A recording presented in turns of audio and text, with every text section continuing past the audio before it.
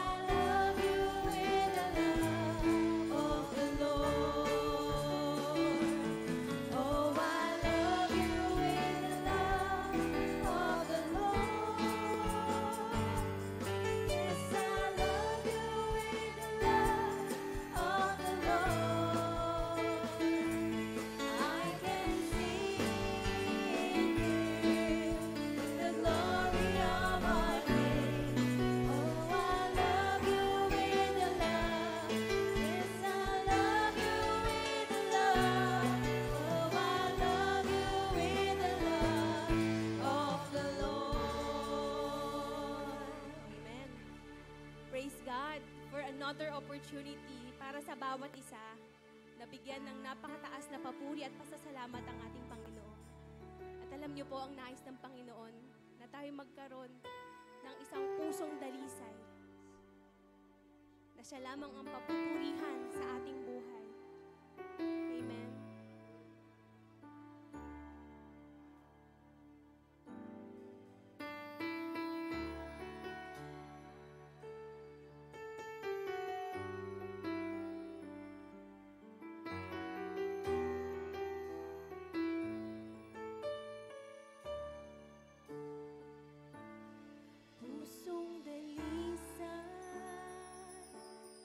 Ang aking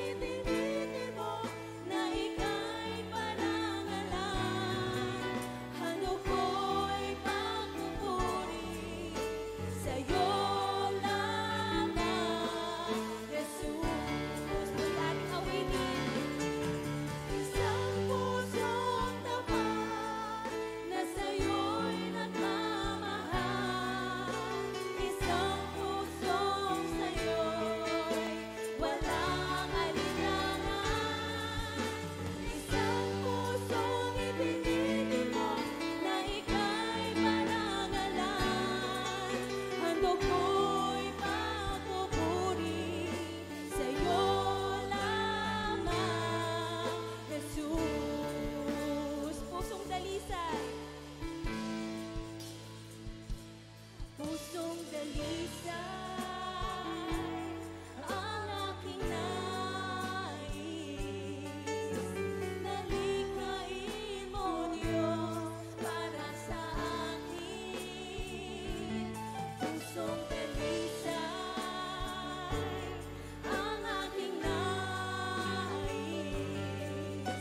Nalikhain mo, Diyos, para sa akin. Isang pusong tapat na sa'yo'y nagmamahal. Isang pusong sa'yo'y walang alinlangan. Isang pusong itinitibok na ika'y parangalan. Ano ko'y pagpupuri sa'yo lamang, Jesus. Ano ko'y pagpupuri sa'yo lamang, Jesus. Ano ko'y pagpupuri sa'yo lamang,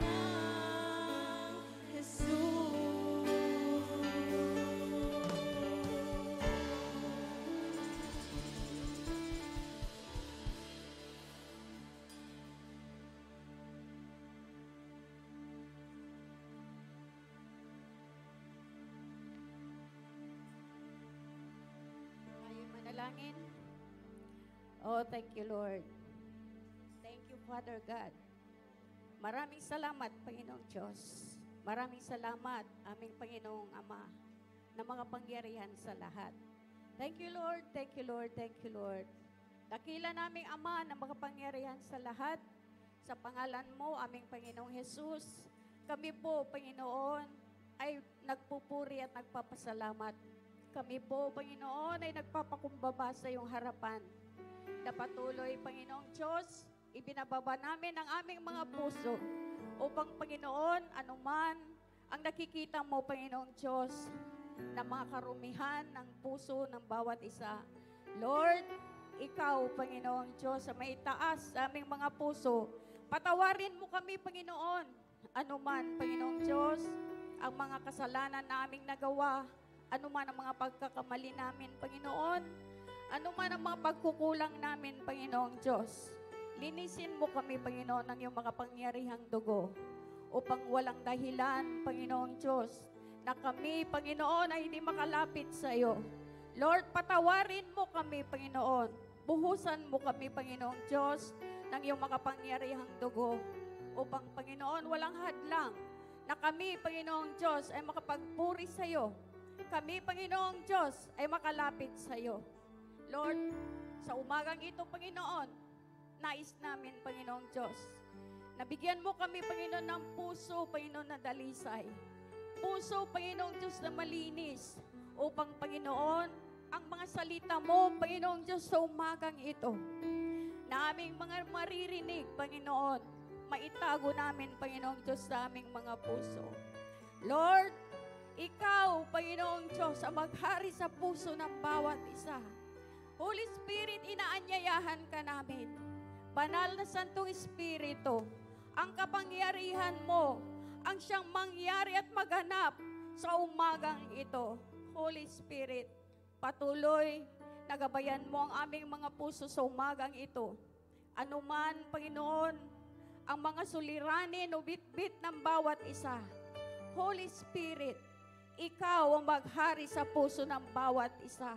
Kumilos ka, Banal na Santong Espiritu, sa loob ng iyong tahanan upang, Panginoon, anuman, Panginoong Diyos, sa mga pagpapalanihan daw sa bawat isa, Panginoong Diyos, ay matatanggap namin sa umagang ito. Thank you, Lord. Ang iyong gagamitin, Panginoon, na anak mo, Panginoon, sa umagang ito, itago mo siya, Panginoong Diyos, sa likod ng iyong cross upang hindi siya, Panginoon, ang aming makita, kundi ikaw lamang, Panginoong Jesus. O Holy Spirit, inaanyayahan ka namin sa aming kalagitnaan. Maghari ka sa aming kalagitnaan. Maghari ka sa aming mga puso. Tunawin mo, Banal na Santo Espiritu, anuman ang mga hindi ka nais-nais sa aming mga puso. Oh, Holy Spirit, maraming salamat. Thank you, Lord. Pangunahan mo, Panginoon, ang aming mga puso at kaisipan upang, Panginoon, tanging kalooban mo lamang, Panginoon, ang mangyayari at maganap sa umagang ito. Have thine own way, Lord. Hallelujah, hallelujah, hallelujah, hallelujah. Thank you, Lord. We hasikirahaya. Thank you, Jesus. Thank you, Jesus. Alisin mo, Panginoon, anumang takot sa aming mga puso. Alisin mo, Panginoong Diyos, ang anumang mga karumihan, Panginoon, upang, Panginoong Diyos, ang salita mo ay matanggap namin sa umagang ito. Thank you, Lord. Patuloy kami, Panginoon, na nagpupuri sa iyo, nagpapasalamat, at dinadakila ang iyong pangalan. Aming Panginoong Jesus. Amen. Thank you, Jesus. Amen. Bago pong lahat, napabati po muna ako ng Happy Father's Day po. Amen.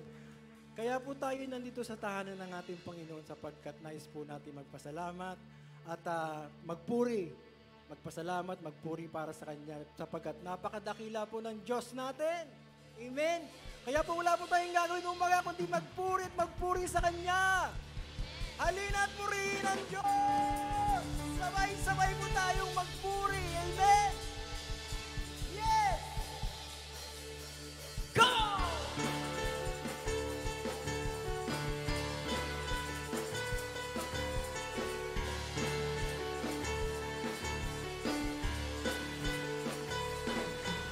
Halina, purihin ang Diyos. Pagpapala niya sa atin lubos-lubos. Nakapangyarihan, siya sa atin ay nagmamahal. Halina, siya ay pasalamat. Halina, purihin ang Diyos!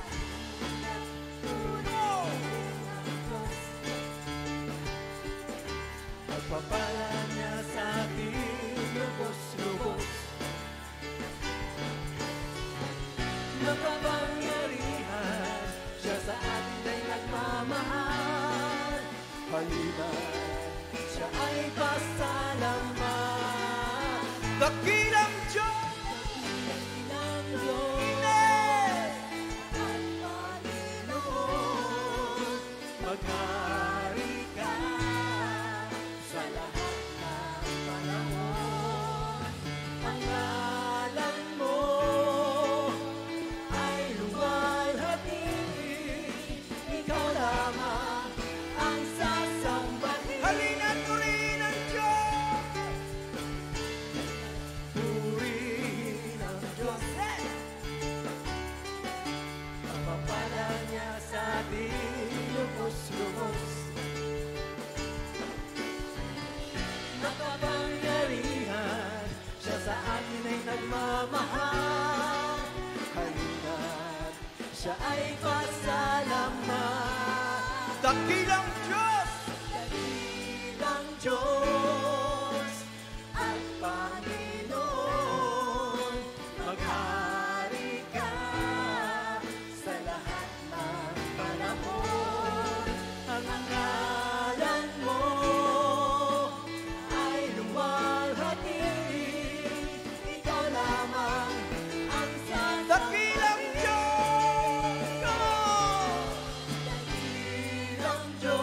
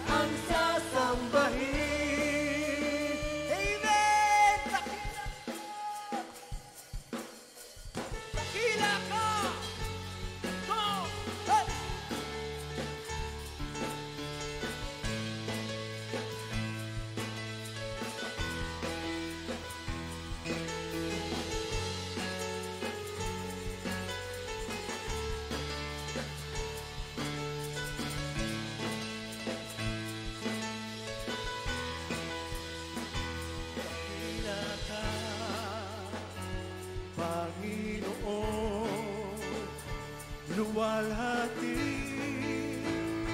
ang ngalan mo. Papuri ko! Pagsamba, Iaalay para sa'yo. Dakila ka, Panginoon! Panginoon, luwalhati ang ngalan mo.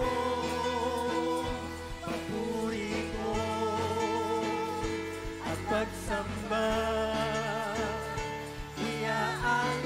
iaalay para sa'yo, para sa'yo. Dakila ka, dakila! Dakila ka, dakila ka, aking Panginoon. Purihin ka, awitan ka, sa habang panahon. Dakila ka, aking Panginoon. Purihin ka, awitan ka, sa habang panahon. Yeah!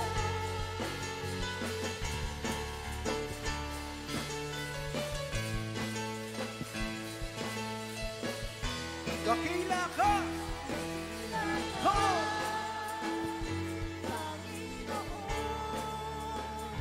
Luwalhati ang ngalan mo. Papuri ko! papuri ko at pagsamba, Iaalay! alay para sa'yo, para sa'yo. Dakila ka, dakila ka!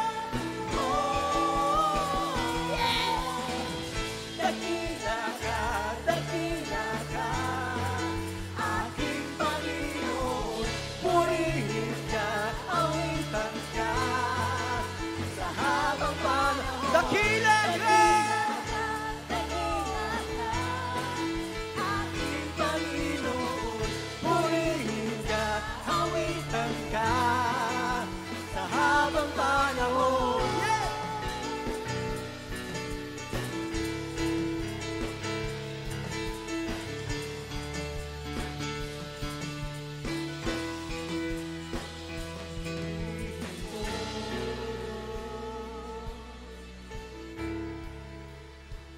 Para sa'yo, papuri ko,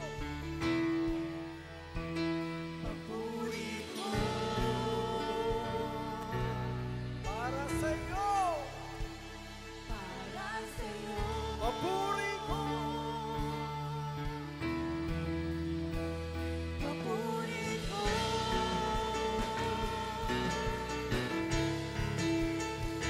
Para sa'yo.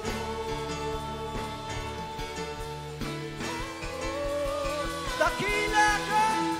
Dakila ka, dakila ka. Aking Panginoon.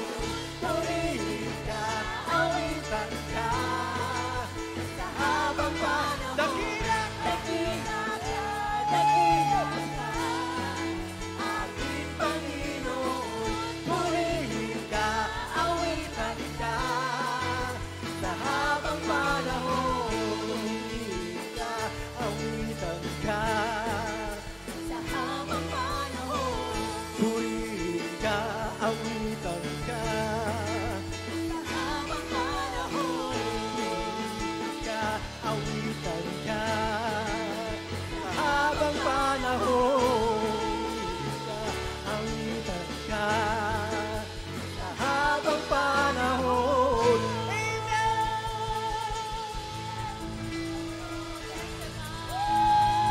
Oh, thank you, Jesus. Hallelujah, Father. We praise you, O God. Oh, maraming salamat, aming Panginoon. Oh, maraming salamat, aming Panginoon. Manahan ka sa puso ng bawat isa. Katagpuin mo ang bawat isa sa amin ngayong umaga. Pinupuri ka namin, O God. Pinapasalamatan. dahil napakabuti mo sa aming buhay. Sa lahat ng panahon, hindi ka nagbabago. Ikaw ang Diyos na buhay. Ikaw ang Diyos na napakabuti. Inaalay namin ang aming awitin para sa iyo, Panginoon.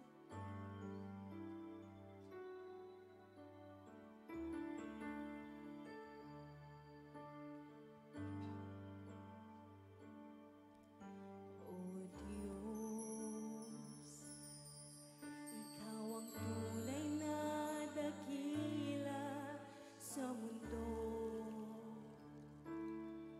Ikaw ang haring nagmahal ng tulad ko. Ginawa mong lahat, pag-ibig mo ay tapat at wagas. O Diyos, wala nang papantay sa kabutihan mo. Ang ngalan mo'y itataas sa buhay ko. Sundin ang loob mo, iparinig ang nais mo. Sa lahat ng panahon, Diyos ka sa amin. Sa lahat ng oras, nariyan para sa amin. Panginoong Jesus, purihin ka. Dakilain ka sa buhay ko, aming Ama. Muli ating awitin, O Diyos. Napakabuti mo, Panginoon.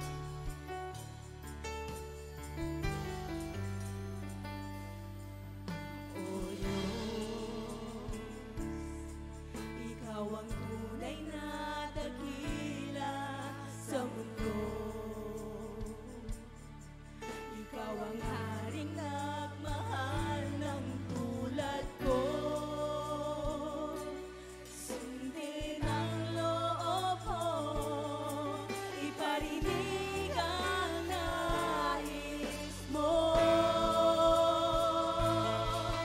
Sa lahat ng panahon, Diyos ka sa amin.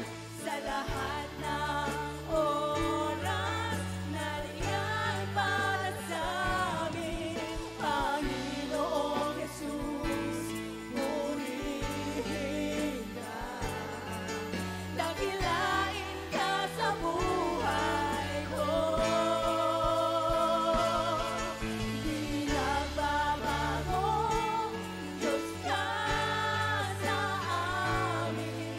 Tanging sandigan, nariyan para sa amin. Panginoong Jesus, maghari ka. Magliwanag ka sa buhay ko, aming Ama.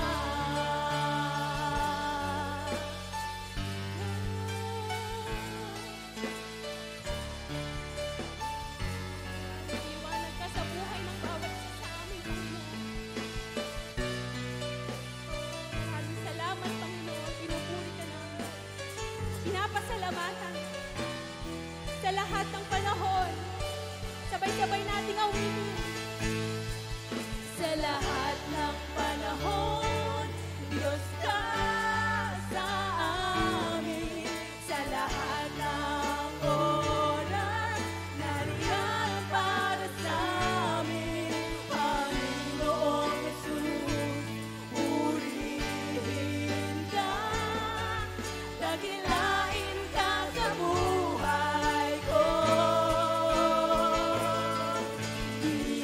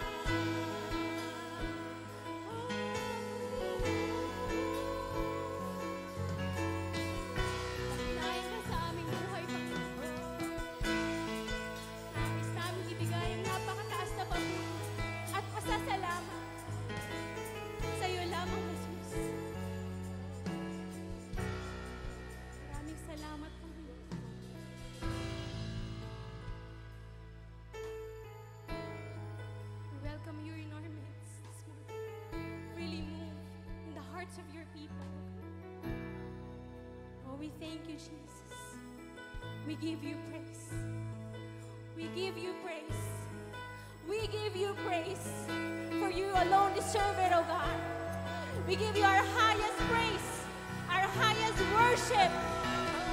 For you alone deserve it, oh God. You are great.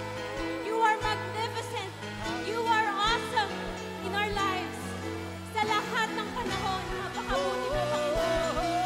Sa lahat ng panahon, hindi ka nagbabago. Oh, be enthroned in our praises.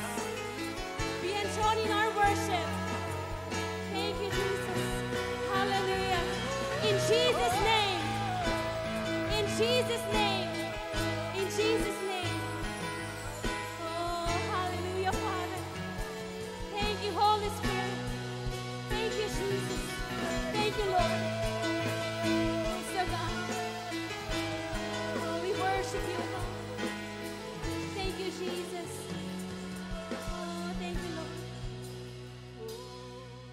Maraming salamat sa pagbisita niyo sa puso ng bawat isa sa amin. We felt your presence that is in this place. We felt your presence that is in this place, oh God. Oh, we thank you, for you deserve our highest praise, our highest worship and adoration. In Jesus' name. And everybody says, Amen. Hallelujah.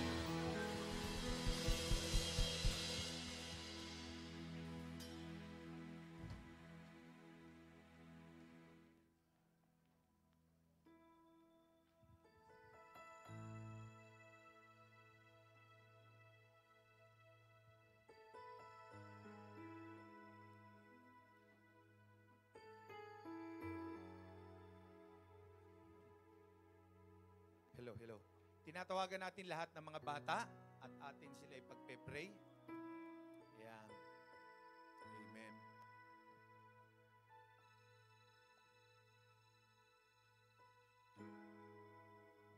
Praise the Lord. Ang mga bata po ay special sa Panginoon. Minsan sa Mark chapter 10, verse 13, ay lumapit ang mga mother, dala-dala mga anak nila at inilalapit kay Jesus upang ito'y patungan ng kamay at pagpalain. Subalit nang makita ng mga alagad, ito'y sinansala. At sabi ng Panginoon, huwag niyong pigilan ng mga batay lumapit sa akin sapagkat sa kanilang nagsisimula maghari ang Diyos. Kaya po, ang mga batay, mahal na mahal ng Panginoon niya. Ating ito na ating makamay sa kanila. Dakilang Diyos ang mga makapangyarihan sa lahat. Lord, ang mga bata pong ito inilalapit namin sa trono ng iyong biyaya. Ang iyong mahabaging kamay ay idamtay niyo sa kanila. Lord, we pray for your covering, for your protection sa mga bata pong ito. We pray for your wisdom, Lord, and guidance in Jesus' name. Nagre-release kami, Panginoon, ng blessing mo po sa mga batang ito, Father God, at sila'y lumaking mabubuting bata, naglilingkod sa iyo at nag-excel sa pag-aaral. Samahan mo po sila, Panginoon, at magre-raise up ka sa mga batang ito pagdating ng panahon ng leader ng bayan, ng pastor, ng evangelist, ng engineer, na abogado. Lord God Almighty, may your kingdom come, may your will be done sa mga bata pong ito. In the name of Jesus. Lord, salamat. I declare and I release your favor and blessing sa mga bata pong ito. Thank you, Lord. Pinupuri ka namin, pinapasalamatan. In Jesus' name this we pray. Amen. God bless you. Lakad doon. Amen. Amen. Purihin po ang Diyos sa araw na ito. At, ayan. Okay. So, handa na po ba tayong makinig ng salita ng Diyos? May kausap po ba ako? Amen. Praise God. As we celebrate Father's Day today, mamaya po ay pagpe-pray ko po ang mga father. At bago po yon, ating pakinggan ang mensahe ng Diyos na dadali ng niligay ni Lord sa aking puso. Nagkataon lamang na siya ay manugang ko. Pero dahil the Lord showed me ang mga taong nais niyang gamitin sa pangangaral ng kanyang salita, ay pag ito'y pinakita ni Lord sa akin na siya'y kailangang gamitin sa kaharian ng Diyos upang to be a channel of blessing as a teacher or as a pastor, ay siya po ang ating magtuturo ngayong umagang ito. At alam kong tayo ay magiging pagpapalain ng Diyos sa kanyang buhay. And by profession, siya po ay English teacher, no? Siya ay nagturo sa Japan ng ilang taon as a teacher ng English po doon. Kaya sa umagang ito ay i-welcome natin ang servant ni Lord. Ayan. Rayam Bedanya. Palapakan natin si Lord. Amen. Amen. Praise God. Ayan. A blessed Sunday po sa lahat. Especially po sa ating mga katatayan. Muli, Happy Father's Day po. Especially sa ating ama sa spiritual, our bishop. Happy Father's Day po. Sa aking asawa, Happy Father's Day. At sa lahat ng mga tatay na nandito at nanonood sa ating live streaming, Happy Father's Day po sa inyo. We celebrate your life today. Amen. So ngayon po, dadako tayo sa mensahe ng Panginoon. Pero bago ang lahat, can we all pray? Yes, so God, thank you, Jesus. Thank you, Holy Spirit. Thank you, Father, for this day, for another opportunity for us, oh God, to hear your message for us this morning. Lord, as I speak your word, oh God, thank you for using me as the channel of your blessing, Panginoon, that this word, so God, will be, Lord, a sweet aroma of worship to you alone, Panginoon. Lord, na ang mga salitang ito, Lord, ay magbabago ng buhay, Panginoon. Not my words, oh God, but your word alone be preached this morning, Panginoon. Maraming salamat sa pagkilos nyo, God, sa puso ng bawat isa.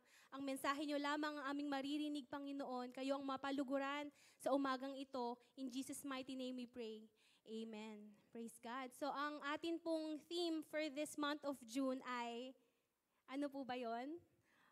Parang ang tahimik po ninyo. Amen. Alam niyo po ba ang theme natin for this month of June? Amen. So, ang theme po natin is looking toward heaven. Medyo parang ang mataas ata to, no, para sa akin. Nakikita niyo po ba ako ng maayos? Anyway, ayun nga po, ang theme po natin for this month of June is looking toward heaven. And ang key verse po na ibinigay sa atin ng Panginoon ay matatagpuan sa Genesis 15:1-6. So bago po tayo pumunta sa ating, ang aking i-share sa inyo sa umagang ito, puntahan po muna natin itong ating key verse sa Genesis 15:1-6. So ito po ay tungkol sa covenant ng Panginoon kay Abraham. Basahin po natin. After this, the word of the Lord came to Abram in a vision. Do not be afraid, Abram. I am your shield, your very great reward. But Abram said, Sovereign Lord, what can you give me since I remain childless? And the one who will inherit my estate is Eliezer of Damascus? And Abram said, You have given me no children, so a servant in my household will be my heir. Then the word of the Lord came to him. This man will not be your heir, but a son who is your own flesh and blood will be your heir. He took him outside and said, Look up at the sky and count the stars, if indeed you can count them. Then he said to him, So shall your offspring be. And Abram believed the Lord, and he credited it to him as righteousness. Amen. Praise God. So, bumalik po tayo sa verse 1. Sabi po ng Panginoon, Do not be afraid, Abram. Alam niyo po kung bakit sinabi ng Panginoon to? Because fear is already present in the heart of Abraham. Meron ng worry, meron ng fear. Kaya ang sinabi ng Panginoon sa kanya, Do not be afraid, Abraham. I am your shield. Ipinaalala ng Panginoon na siya ang protection niya, siya ang shield, and your very great reward. Because at this moment sa moment ng life ni Abraham, he is already focusing on the reward. And pinaalala sa kanya ng Panginoon to focus on the rewarder, which is Him. So just like Abraham, minsan may ganito po tayong ugali, no? In the season of waiting, may gumagawa tayo ng sarili nating paraan. Amen? Gumagawa tayo ng sarili nating solusyon sa ating mga problema. Katulad ni Abraham, sabi niya, si Eliezer ba ang magiging heir ko? Dahil hindi mo pa ako binibigyan eh. Hindi mo pa ako binibigyan ng anak, ng sarili kong anak. So at the mind of Abraham, in the mind of Abraham, sabi niya, gumawa siya ng sarili niyang solusyon. Walang magmamana ng kanyang mga ari-arian, ng kanyang mga iiwanan. So, pumili siya ng isang tao in his own way, in his own perspective. At nakita niya doon si Eliezer.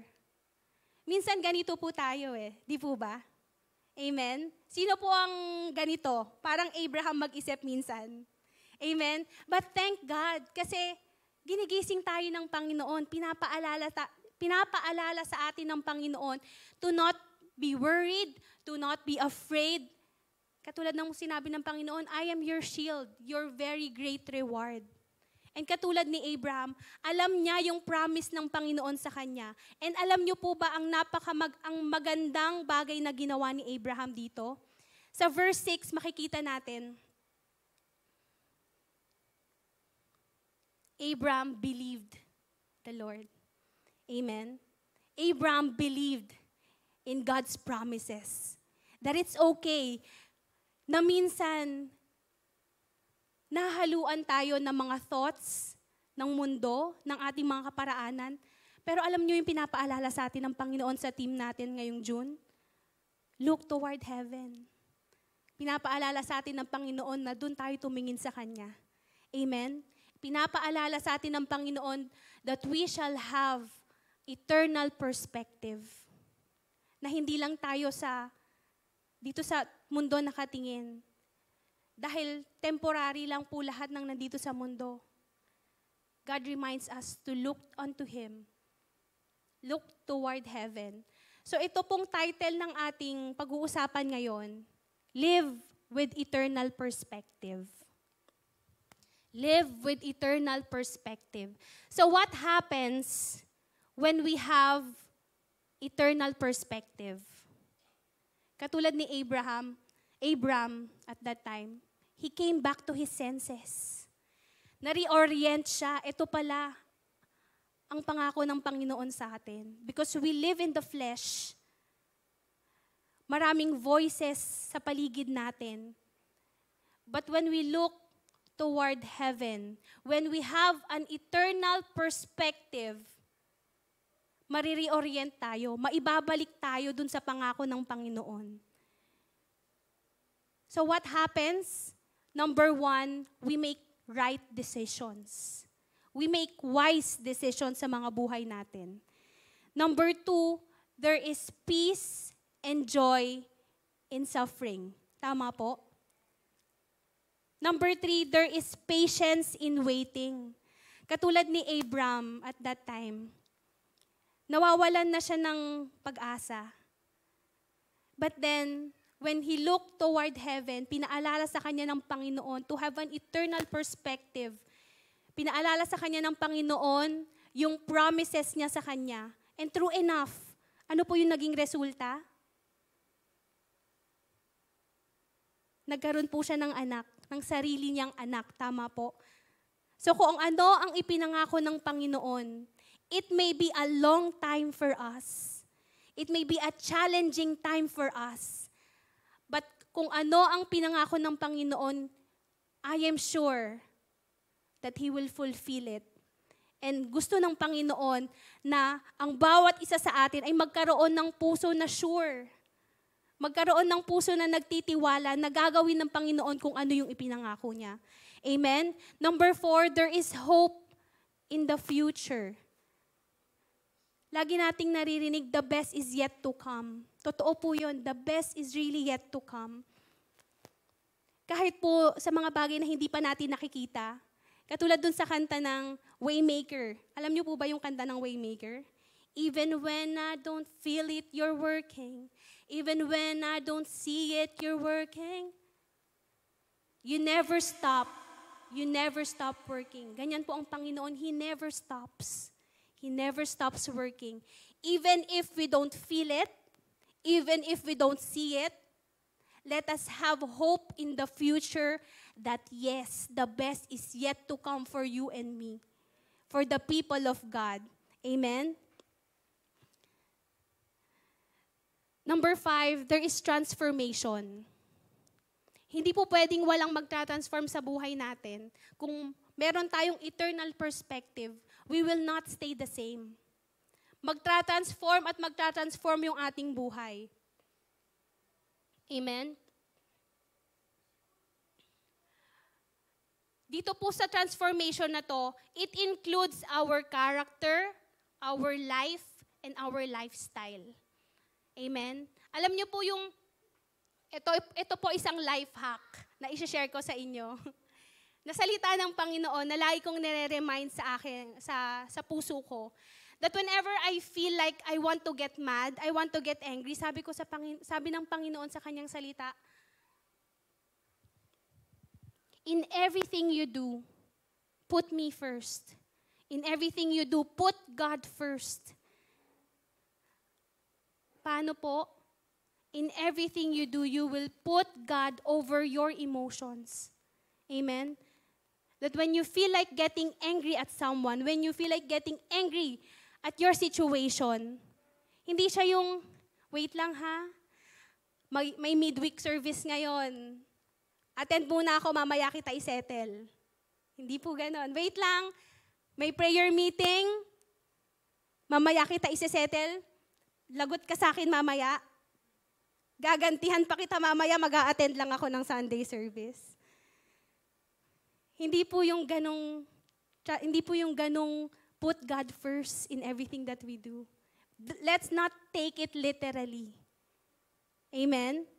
Ipinapaalala sa atin ng Panginoon, when we put Him first, we will put Him over our emotions.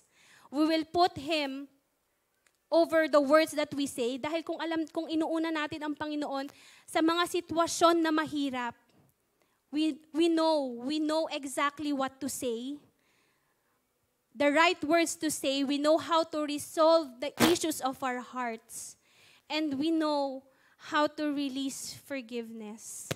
Amen? Mahirap. It is a long process for us. But sinasabi ng Panginoon, just put me first.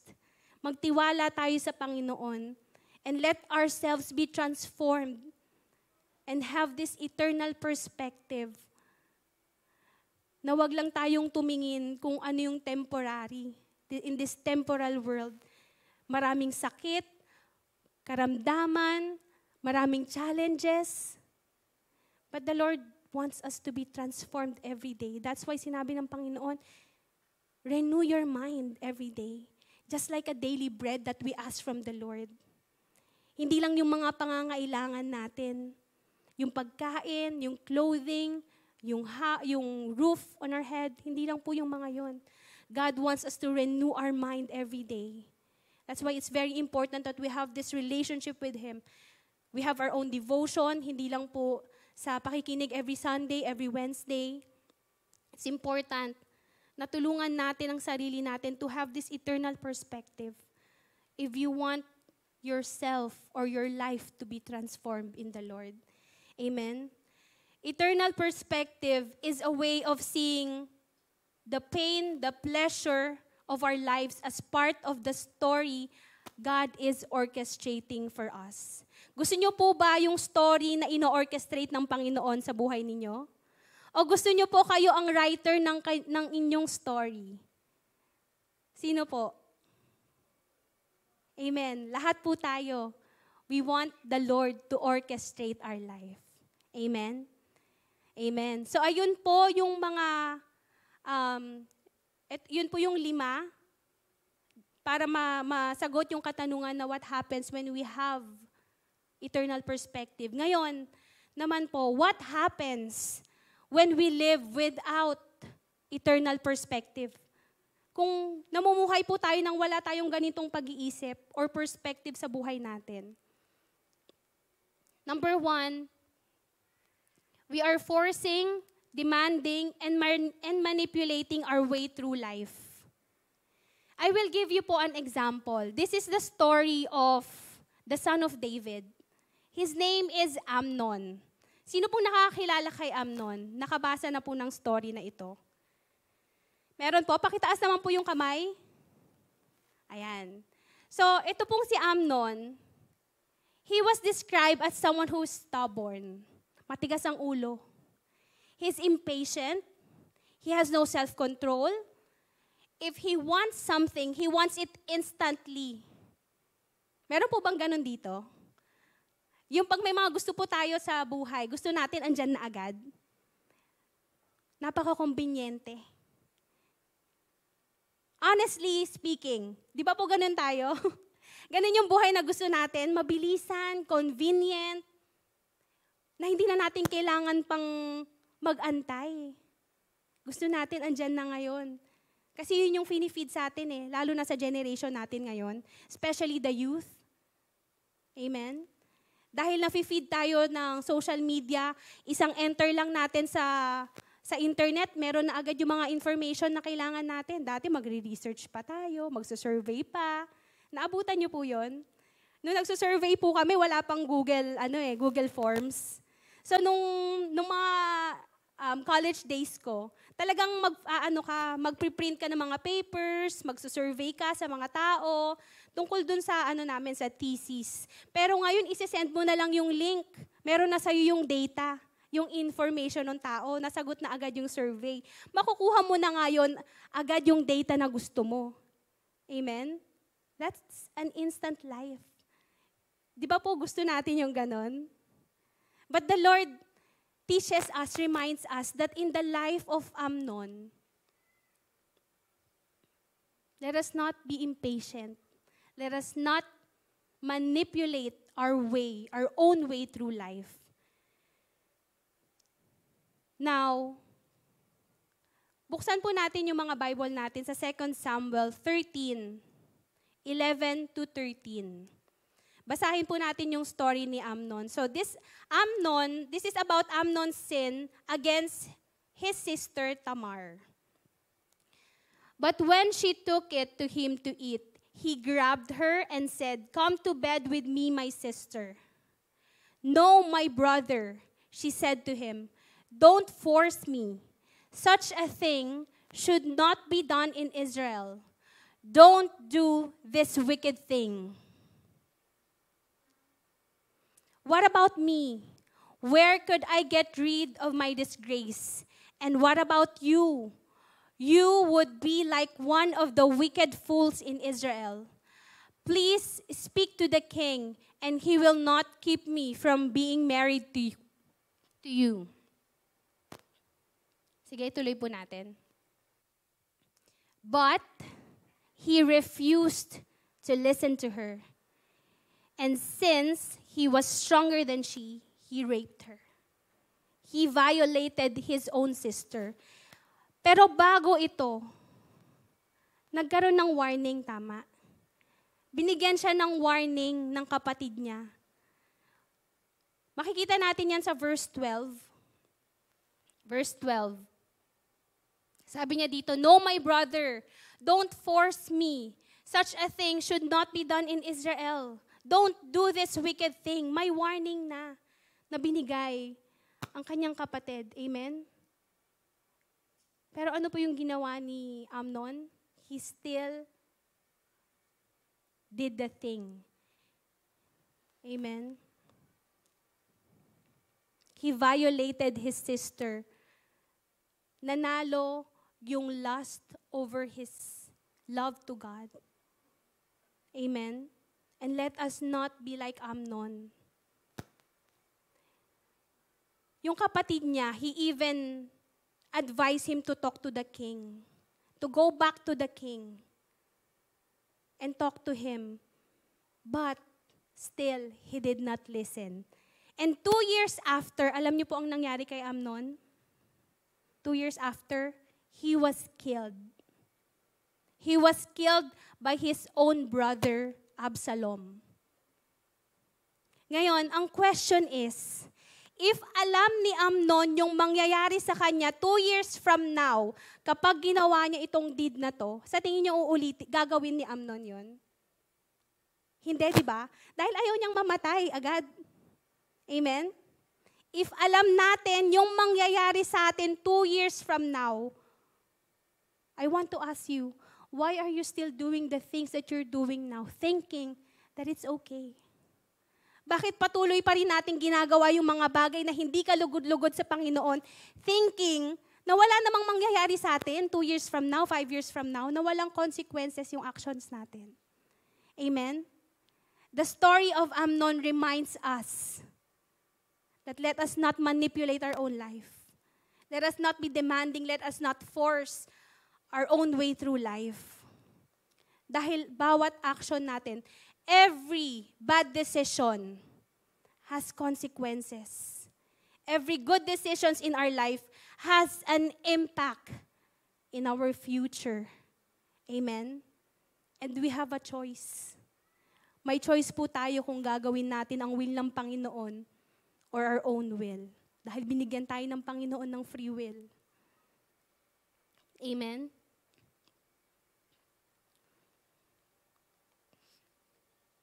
So, dun tayo sa number 2.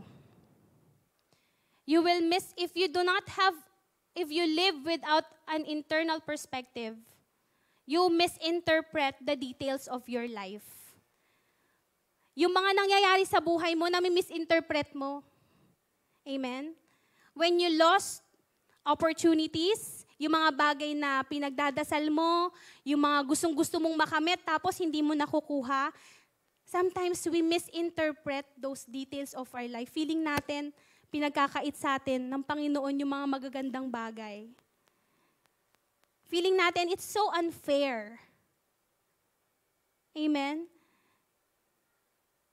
When we observe or we see a lot of people, corrupt people getting richer and richer, while you're trying to have a good life, you're trying to have an honest life and nothing's going on with your life. Parang walang nangyayaring maganda sa buhay ko.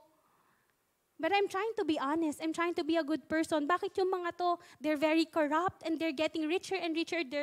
They're having the best time of their life. Sometimes we misinterpret those things. Yung mga, lalo na sa mga panahon na sobrang lugmok tayo or down moments. And let us be reminded to have an eternal perspective. Let us not misinterpret the details of our life. Amen. To those people who are sick, sometimes we misinterpret it. Feeling natin, katapusan ko na to, dito na ako magdodwell, dito sa sakit ko na to. Pag sinabi ng doktor na 3 months na lang yung buhay mo, iisipin mo, eto na siguro yung katapusan ko. You misinterpret it. Because God can turn your situation. Amen? During our brokenness, we focus so much on our emotions. Hindi natin minsan na iisip na there is no restoration without brokenness. Hindi tayo mare-restore ng Panginoon if we will not be broken before Him. So all of these things is an opportunity for us to grow as a person, to mature as a Christian. And even in the challenges that we face, sometimes punong-puno tayo ng worries. Amen? We feel like we want to give up. Ang daling pumasok sa thought natin, ayoko na. We often hear that. Nasabi niyo na ba yun sa sarili ninyo? Once in your life, nasabi mo na ba, ayoko na.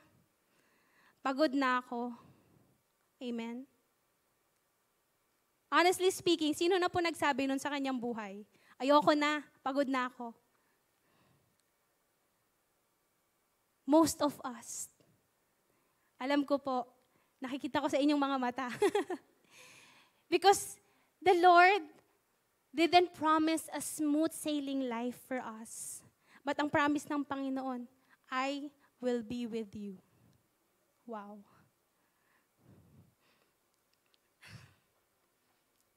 That's very powerful. Amen. When the Lord says, I will be with you, minsan parang salita lang siya. Amen. Parang, I will be with you. 5 words lang siya. Parang wala siyang bigat. Amen. But when we have an eternal perspective, you will know the weight of those words that the Lord says, I will be with you, and He will do that. Amen. He will be with you. Amen. So, anong kailangan natin gawin? Ano po ang kailangan natin gawin? Simple lang po. Relax. Amen. Minsan, natatawa ako sa dati naiinis ako kay Shelem. Kasi, napaka-relax niya. Sa mga panahon na nagpapanik na ako, nakarelax lang siya. Dati naiinis ako sa ganun. Ano ba yan? Nagpapanik na ako dito, ganyan ka pa din. Parang, ilang taon na ba tayo na married? 3 ba?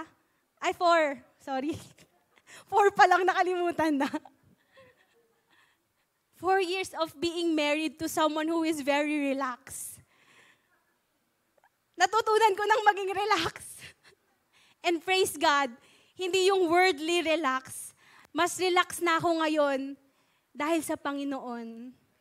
Dahil nararanasan ko yung peace. So pakisabi naman po sa katabi ninyo, remind nyo siya, relax ka lang dyan. Huwag kang mag-worry. Ganon lang. Ganon lang kadali. Ang sinasabi ng Panginoon, relax. Do not be worried. Amen? Katulad ni Abraham, he believed in the Lord. And you, believing in the Lord, having faith in the Lord, is your powerful weapon against the enemy. Amen? Your faith is your powerful weapon. Kaya wag na wag po nating tanggalin yung faith na nasa puso natin. Because that is our ultimate weapon para mapagtagumpayan natin yung mga challenges sa buhay natin. Amen? Number 3, what happens when we live without an eternal perspective? We reject hardships and challenges. Nire-reject mo yung mga challenges, nire-reject mo yung mga hardships sa buhay mo dahil wala kang eternal perspective. I just want to share nung 4th year college ako. 4th year college, first sem. So graduating na ako. Ngayon, binigyan ako ng napaka-challenging na klase kasi nagpa-practice teaching na po ako ng 4th year. First sem. So, binigay sa akin yung worst class. Yung sinasabi nila, yung bago kasi nag-uusap-usap pa kayo magkakaklase eh. Uy, pag napunta sa'yo yung ganyan, ako, kabahan ka na, ganyan. Uy, ang napakaswerte mo pag napunta sa'yo yung klase na to, ang babait nitong mga to. Surprisingly, sa akin nabigay yung worst class, yung sinasabi nilang last section. And alam niyo po, napaka-chaotic. Hindi niyo ma-imagine, napakabata ko pa noon. I was so naive. Feeling ko kapag may nagsabi ng masama sa akin, talagang dadamdamin ko yon. Yung mga life ng mga teenage years. Sabi ko noon, lumapit ako kay mami, sabi ko, Ma, ayoko na. Gusto ko na mag-change ng course. Ngayon ko na na-realize, hindi talaga ako teacher. Hindi para sa akin to. Please, suportahan mo na ako. Gusto kong sa business management, sa marketing, yung gano'n yung wala ding boards. Kasi isa na naman sa iisipin ko yun eh. Isang hardship na naman yun, isang challenge na naman yun, yung board exam. Pero dito muna tayo. Sa practice teaching, nagpa-practice pa lang ako, sumusuko na ako. Sabi ko, Ma, change na tayo ng course. Alam mo sabi ni Mami? Praise God. The Lord gave my mom the wisdom. Siya rin yung authority ko that time. Kaya mga bata, makinig kayo sa mga magulang ninyo. Dahil binibigyan ng Panginoon ng magulang ninyo ng wisdom kung paano kayo palakihin, kung paano yung gagawin ninyo sa inyong mga buhay. So, sabi ng mami ko, sige, gusto mong mag-change ng course, pero alam mo yung consequence niyan, madedelay ka sa graduation mo. Okay lang sa'yo? Ngayon ako naman sabi ko, okay lang. Okay lang sa akin madelay. Ayoko nang magturo. Ayoko na talaga. Kasi umiyak talaga ako sa classroom, honestly. Sobrang hirap. Umiyak ako. Kasi parang feeling ko pinagtutulungan ako. Feeling ko bakit binigay sa akin to? Bakit ako pa? That was my thinking when I was, I think, 18 or 19 years old. So sabi ng mami ko, ni-remind niya ako, sige, madedelay ka sa graduation mo. Lahat ng mga kabatch mo, magga-graduate, ikaw lang hindi. So ako naman, okay lang siguro to, okay lang. So tingin ako kung ilang years ako madedelay. If ever mag-change course ako, talagang desidido na ako eh. So tinignan ko, 1 to 2 years akong madedelay bago mag-graduate. Gusto ko ba yun? So I asked the Lord, Lord, help me. Laging ganun lang yung prayers ko sa Panginoon when I was younger. Lord, kayo na yung bahala. Kayo na yung bahala.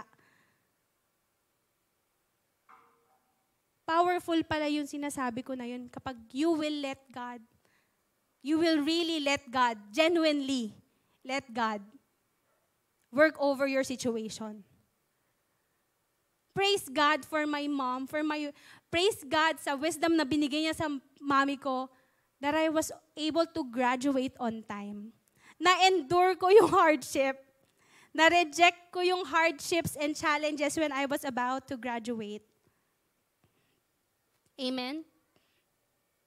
So parang tayo po, sometimes when we face hardships and challenges, nag-iisip na tayo ng solusyon. We think about our own course.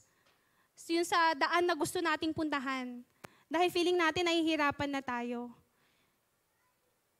Now, the Lord reminds us to have an eternal perspective. Look ahead.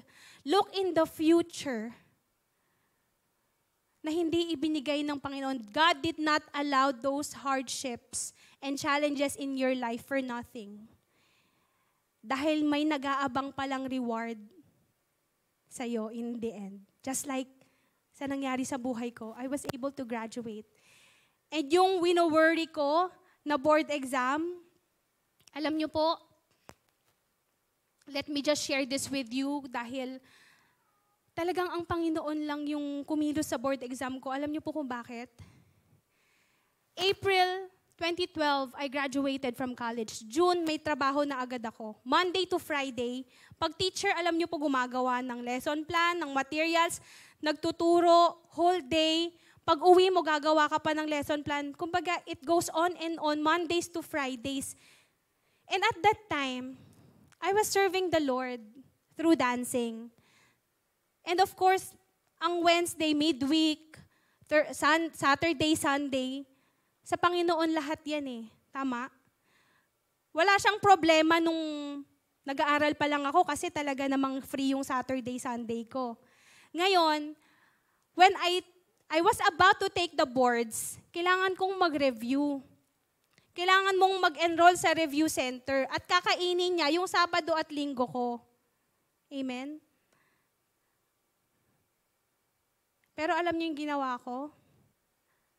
Nag-enroll ako sa review center. Nag-enroll ako sa review center. Pero sabi ko sa Panginoon, Lord, hindi ako aalis sa ministry ko. Saturday and Sunday, ibibigay ko sa iyo yan, Lord. Alam niyo kung anong natirang time sa akin mag-review? Yung after lunch ng Sunday. Lagi nagkakaayayaan pa yung mga kaano mo, ka-ministry mo. After niya, magla-lunch pa kayo, gagala pa kayo. Kumbaga, sabi ko sa Panginoon, Lord, hindi ako nakaka-review. Binibigay ko sa iyo yung oras ko, binibigay ko sa iyo yung time and effort ko. Kayo na ang bahala. Katulad ng sinabi ko kanina, yun yung prayer ko lang sa Panginoon. Very simple, Lord, kayo nang bahala sa akin. And true enough, praise God. Nung nag-take ako ng boards, 3 pa lang yung binabasa ko, inaantok na ako. Totoo po yan. Nasa 3 questions pa lang ako sa boards. Inaantok na talaga ako. So sabi ko, anong nangyayari? Alam niyo, kumain ako ng chocolate, ganyan. So nabuhayan na naman ako. So feeling ko, yung mind ko was all over the place. Kasi nahahaluan siguro ng worry, ganyan. Pero in my mind, in my heart, Lord, binigay ko ang lahat sa'yo. Kayo na ang bahala. Pagkatapos ng pagtitake namin ng board, isang bus kami magkakaklase. Nagkwekwentuhan sila about their answers. Tapos, may mga questions doon na naaalala sila. At yung sagot, naaalala din nila. Tapos, yung sagot ko doon, mali. Alala ko talaga sa bus. So ako nakatingin lang ako sa labas sa window seat. Nakatingin lang ako doon. Ano na kayo mangyayari dito sa boards ko? Okay lang siguro, sabi ni Mami, ano man mangyari. Proud ako sa'yo. So medyo natatanggal yung worries ko. Okay lang yan. Pwede namang umulit kung ano man mangyari. Pero alam nyo, ipinasa ako ng Panginoon sa board exam. And not to boast anything, hindi lang ako pinasa ng Panginoon. Mataas yung binigay ng Panginoon. Mataas na score yung binigay sa akin ng Panginoon. And siguro kung nag-review pa ako ng konti, hindi kasi ako nag-review eh. Maybe I will be part of the top 10 dito sa Pilipinas. Konti na lang. Pero nasabi ko sa Panginoon, wow, Lord, ikaw talaga to. Talaga, I have confidence na ang Panginoon talaga yun kasi hindi siya kinaya ng utak ko. Kumbaga, ang daming information. It's impossible na mapunta lahat sa mind ko yun. Pero, miraculously, God has given me yung result na mapapahanga talaga ako sa Panginoon. Just because sinabi ko sa Panginoon, Lord, kayo na ang bahala. Amen. I encourage every one of us to say this simple prayer to God. Lord, let your will be done in my life. Kayo nang bahala. And kung ano man po ang ibigay sa atin ng Panginoon, that is the best. Amen. And let us not compare ourselves sa ibang tao. Yung best niya at best ko magkaiba. Yung best mo, best ng katabi mo magkakaiba. Amen? Let us just have this heart, this perspective, this eternal perspective na ang Panginoon, He will always want the best for you and me. Amen? Praise God. So, yan po yung mga 3 na mangyayari pag wala tayong eternal perspective. Now, what must we do? Ano po yung dapat nating gawin? What must we do? Alam niyo po, number 1, if we have so many worries in life, if we have committed so many sins in our life, number 1, you have to repent. Amen. Just like David. Sabi ng Panginoon,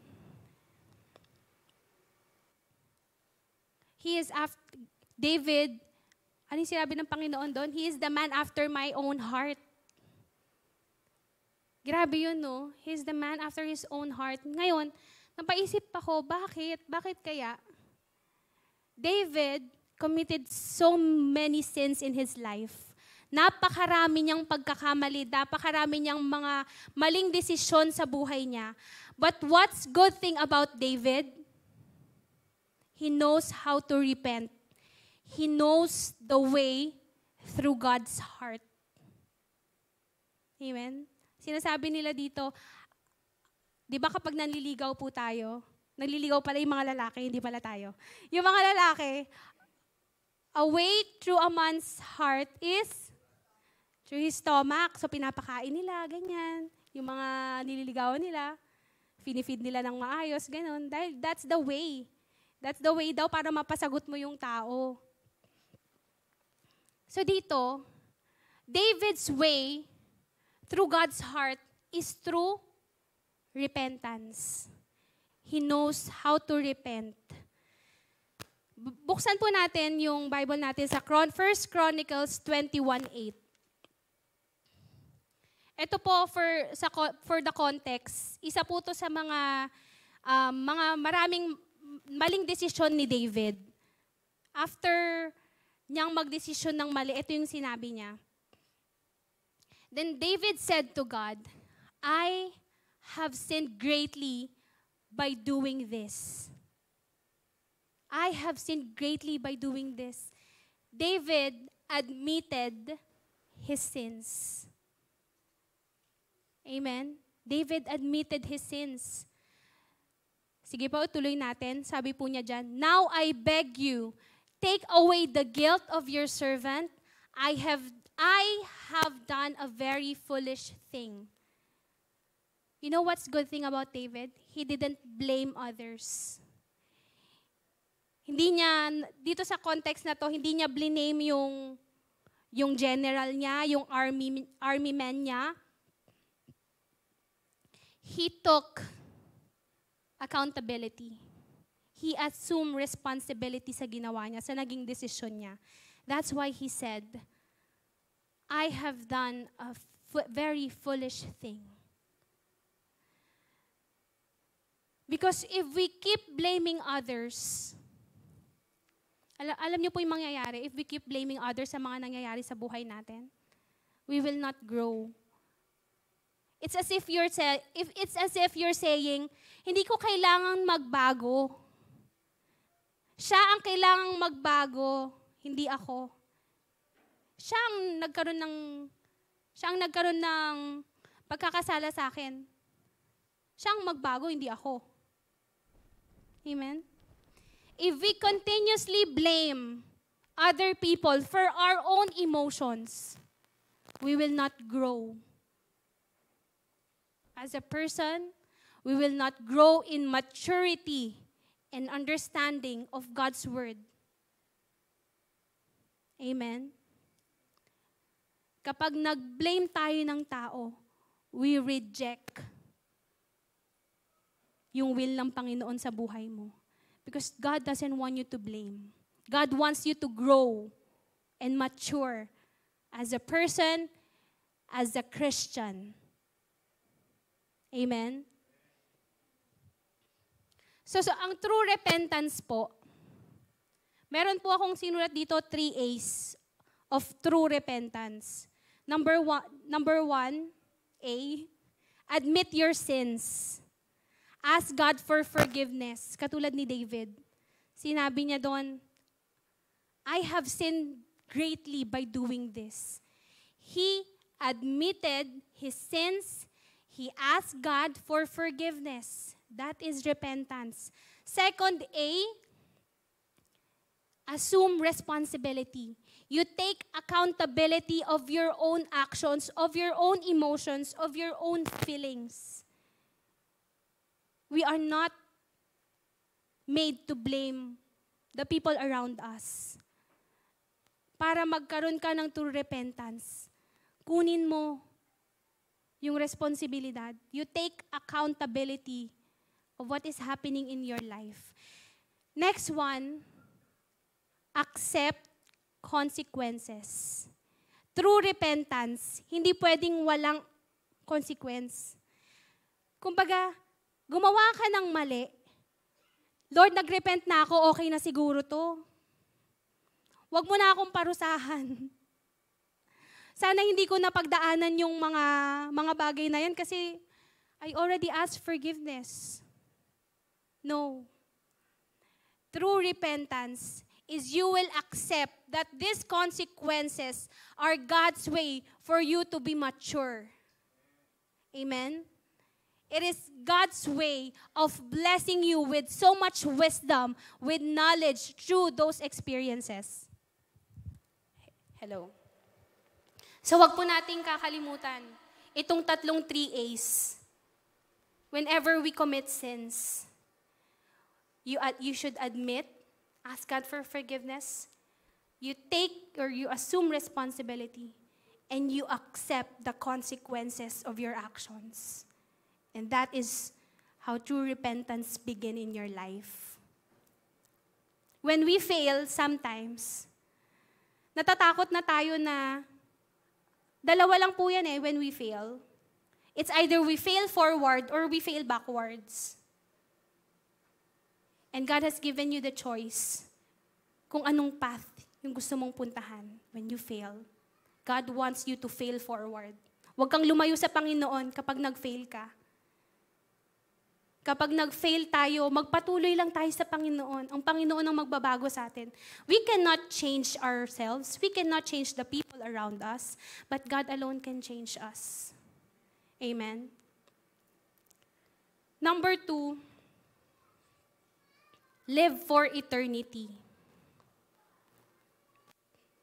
Live for eternity, ibig sabihin, let us have an eternal perspective. Ngayon, there are 3 realities of eternity. Number 1, there is life after death. Meron pong buhay after ng ating paglisan dito sa mundo. And as we all know, dalawa po yan. Tama? Eternal life or eternal death. Heaven is real. And so is hell. Now, what must we do? You have to live wisely. You make wise decisions for your life. And yung decision na yun, yung wise decision na yun, hindi manggagaling sa sarili mo, but it is the wisdom that comes from the Lord. You need the Holy Spirit. In every decision that we make in our lives, gaano man yan kababaw, gaano man yan kalalim, you ask God. Don't misinterpret the details of your life. You ask the Holy Spirit to guide you. Amen. Number 2, the Lordship of Jesus. The truth is, God will ultimately rule. After ng buhay natin dito sa mundo, God will ultimately rule. Mawawala ang sakit, mawawala ang karamdaman when we're all in heaven, when we choose to be in heaven. Amen. So what must we do? We live here on earth to please Him. Our ways here on earth, lahat ng ginagawa natin, katulad ng sinabi ko kanina, in everything we do, we put God first. We please Him. We live to please Him. Number 3,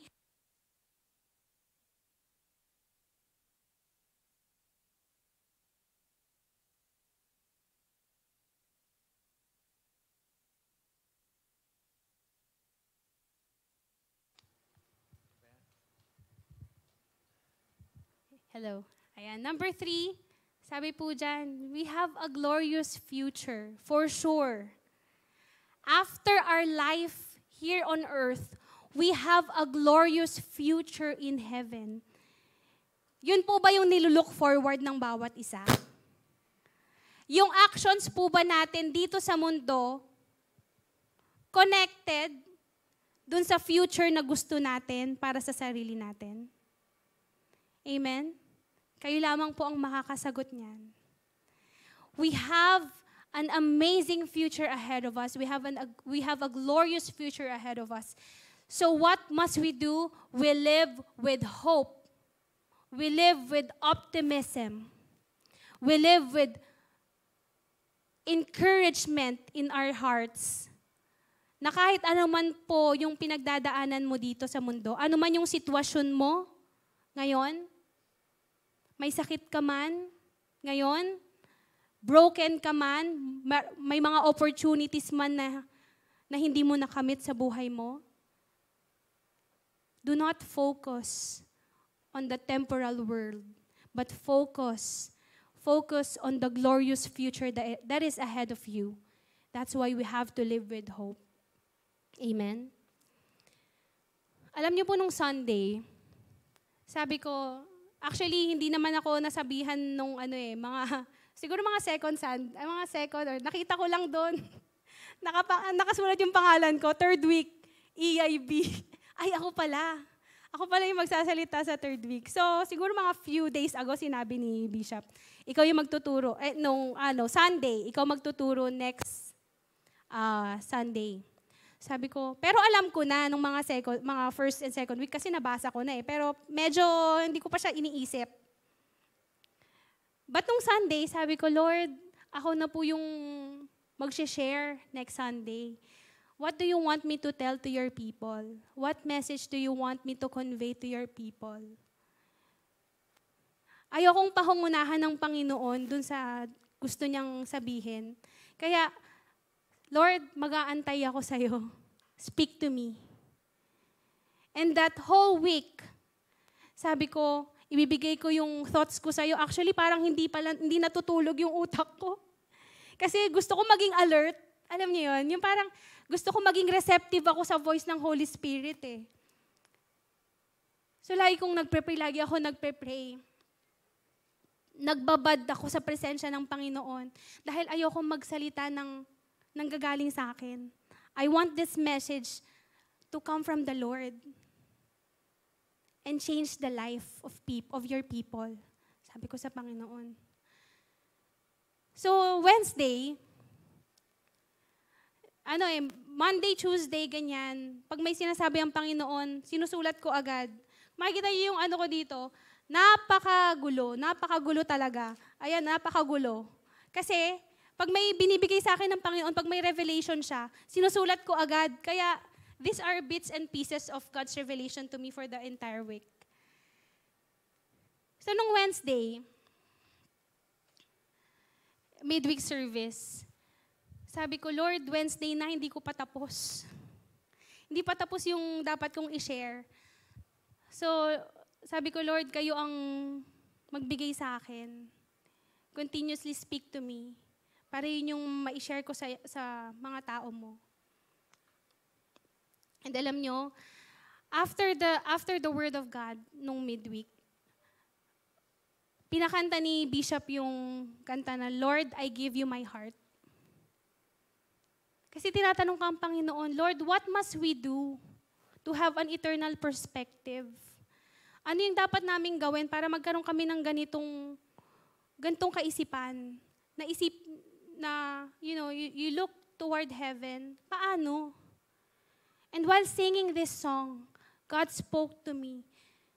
Sabi doon sa lyrics, Lord, ito yung dapat na magkaroon tayo or dapat nating gawin. Lord, I give you my heart.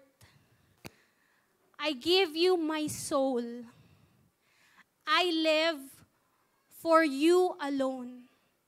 Every breath that I take, every moment I'm awake, Lord, have your way in me. Amen. This song, very familiar na to sa akin. Bata pa lang ako, kinakanta ko na to. Kinakanta na natin to. Pero naging powerful siya nung ibinigay siya sa akin ng Panginoon last Wednesday. And sabi ko, Lord, thank you. Thank you for your word. Thank you for reminding us na itong song na to, let this be our life to God. That we will give God our heart,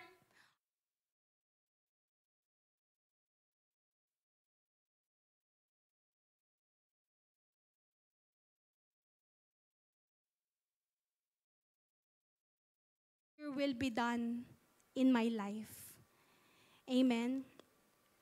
So, bago po tayo magtapos dito sa ating message for this morning, may we all stand up and let's just sing this song with our whole heart. That every lyric of the song, hindi lang siya lumabas sa ating bibig. It is not mere words. It's not simple words. But word na gusto na ma-receive natin galing sa Panginoon, that we will live the best life that God has promised us if we will do this. And we will sing this with our whole heart. Amen. So I encourage everyone, let us sing this song with our whole heart. And let's just give God everything that we have. Our soul, our decisions, our circumstances, our life, our mind, our hearts, everything. Let us give it to Him and allow Him to work in our lives. Let His way alone happen. Amen.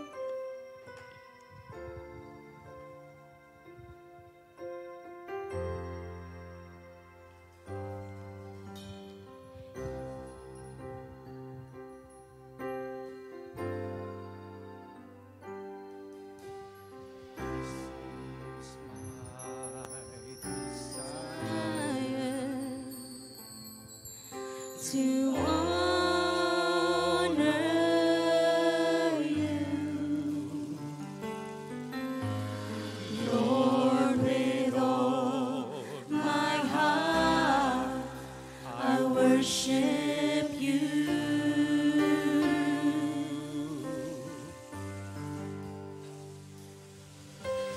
It's all that is within me.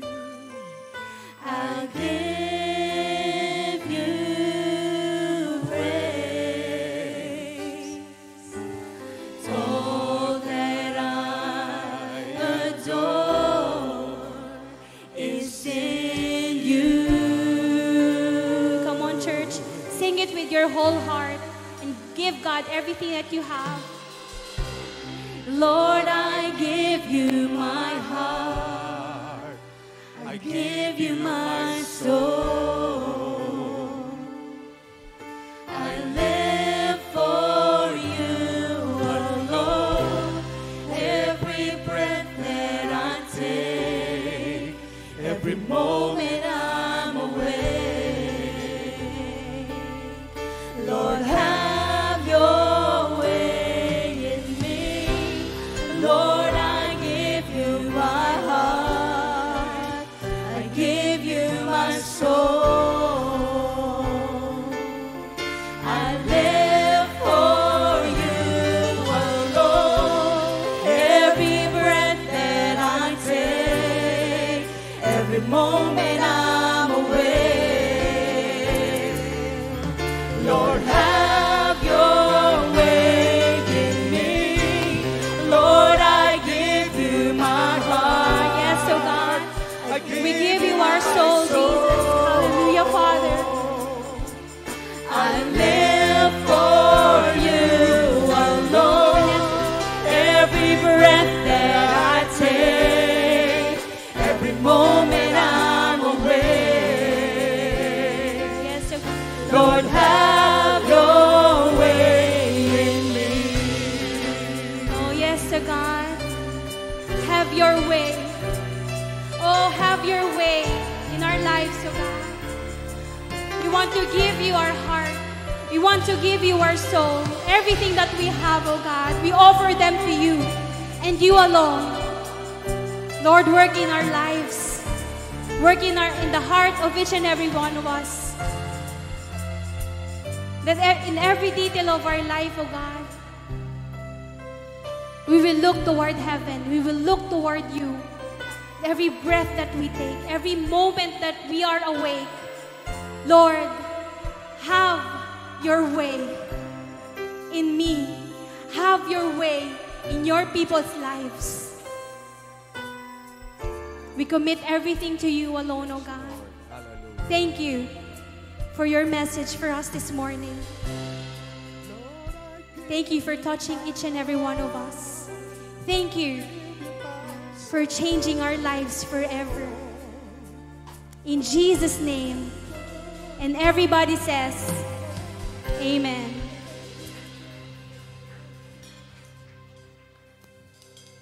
Manatili po tayo nakatayo saglit.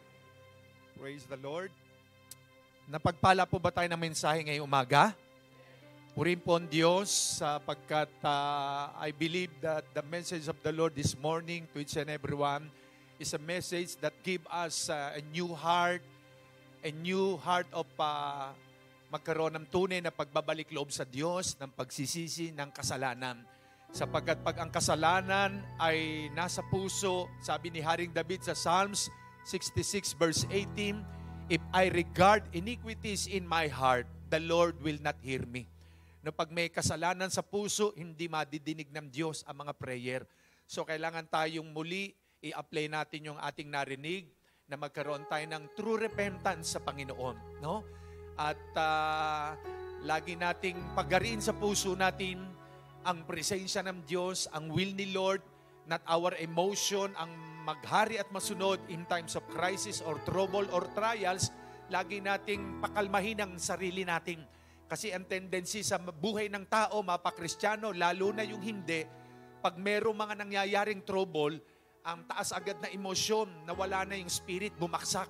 No? Kaya ang decision ko minsan ay out of God's will. Wala na sa kalooban ng Diyos. At marirealize lang natin isang araw, ay mali pala ako sa nasabi ko sa desisyon kong nagawa. No? So kaya nga, sa oras na ito, as the Spirit of the Lord is moving in our midst, ay once again, let us humble our hearts before God. No, yumuko tayong lahat at pumikip. Taas po natin ang kanang kamay natin. Maging kayo pong nasa inyong mga tahanan na sumusubaybay po sa live streaming na ito. Kung nais nyo po magkaroon ng true transformation, true changes sa ating mga buhay, magbalik loob tayo sa Diyos. Magsisi tayo sa ating mga pagkakamali. Sabihin po natin lahat ang prayer na ito. Sabihin natin, Panginoong Yesus, marami pong salamat sa iyong mga salita na aking narinig. Inaamin ko, Panginoon, ako po'y nagkakamali. Ako po'y nagkakasala. Sa isip, sa salita at sa gawa. Sinadya ko man o hindi.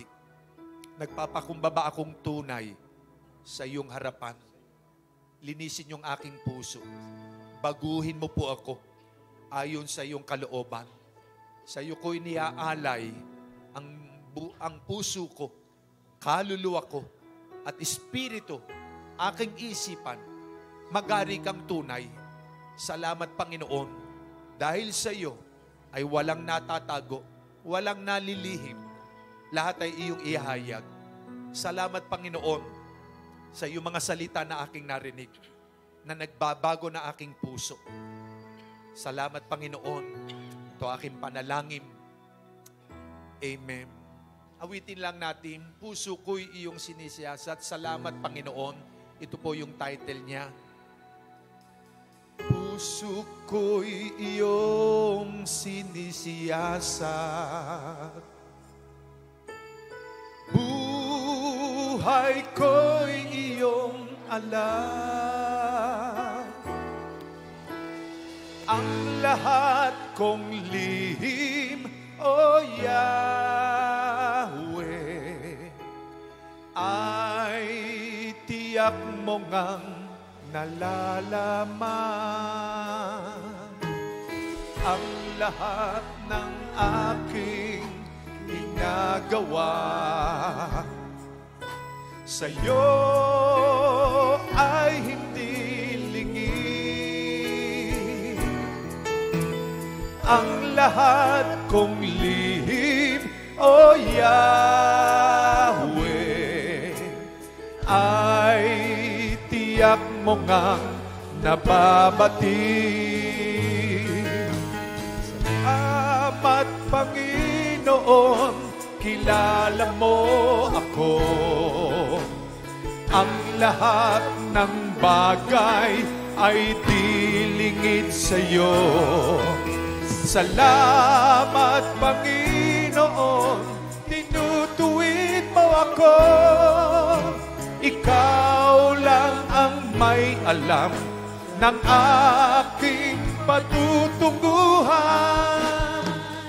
Salamat sa'yo, Panginoon.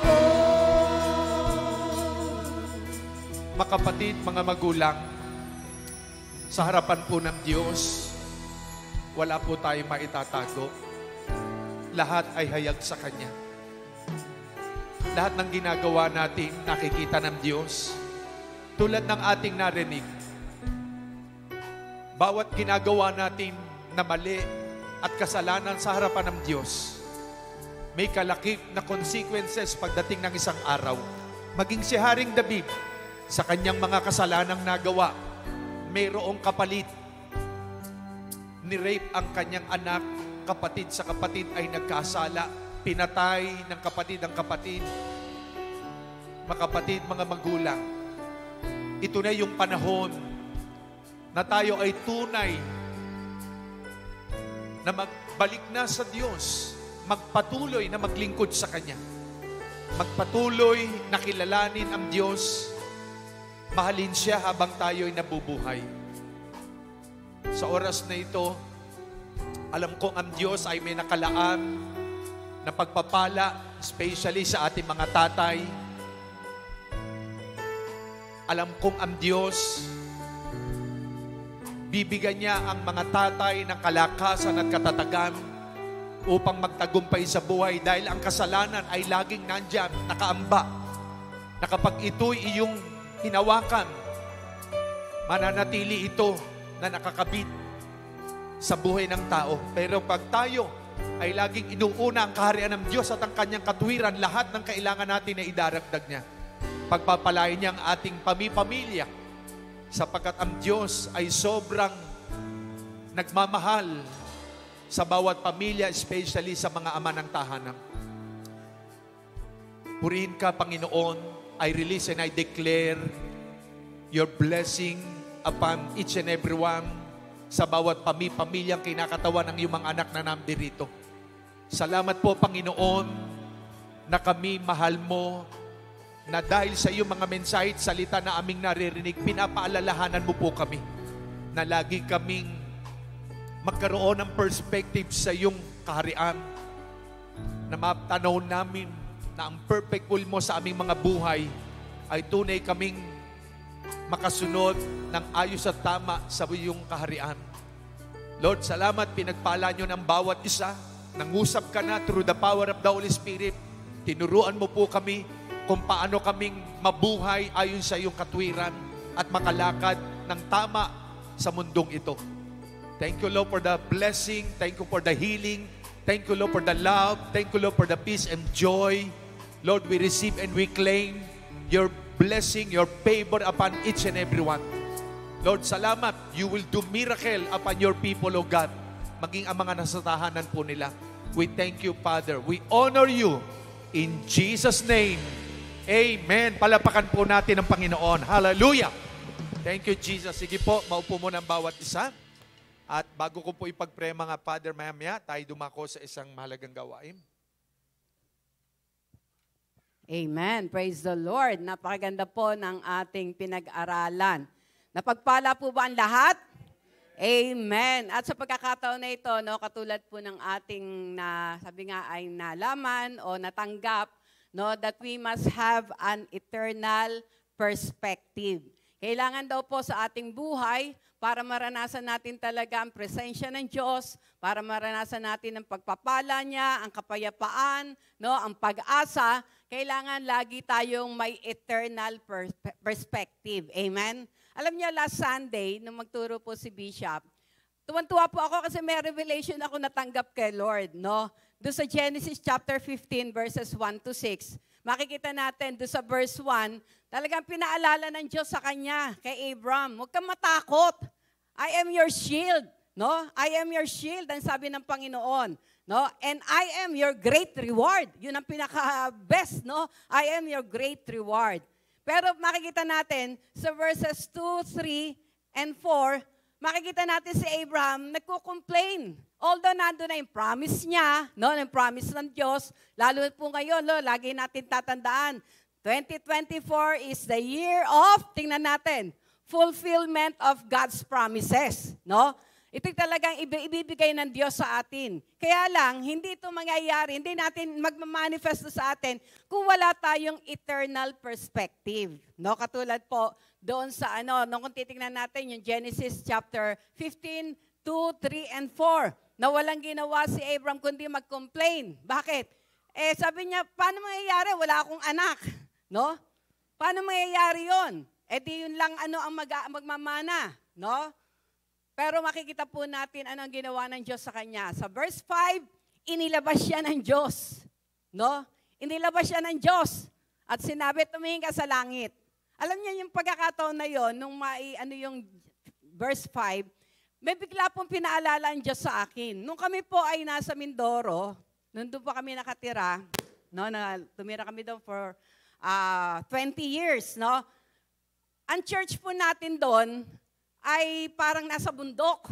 No? Pabundok na. No? At alam niyo, nakakatuwa po doon kapag, lalo na paggabi na, ang sarap pong tumingin sa langit.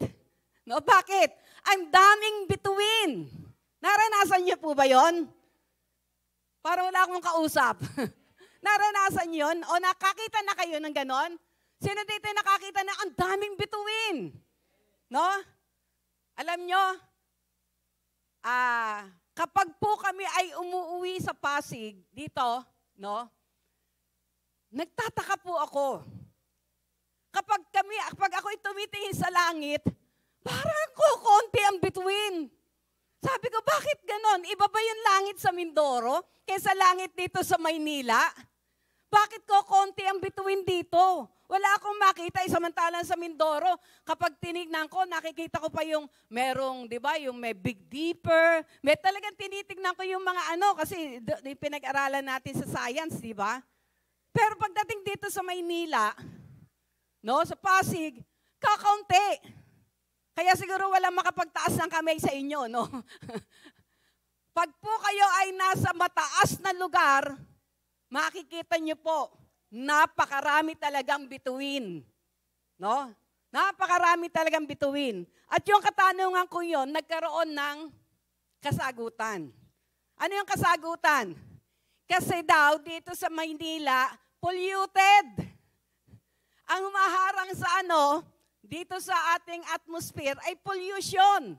Kaya hindi natin makita yung mga bituin sa langit. Alam niyo po, ganun din po tayo spiritually. Dahil sa pollution, hindi natin nakikita yung mga promises ng Lord. Hindi natin nakikita yung katotohanan ng kanyang salita, yung kanyang kapangyarihan.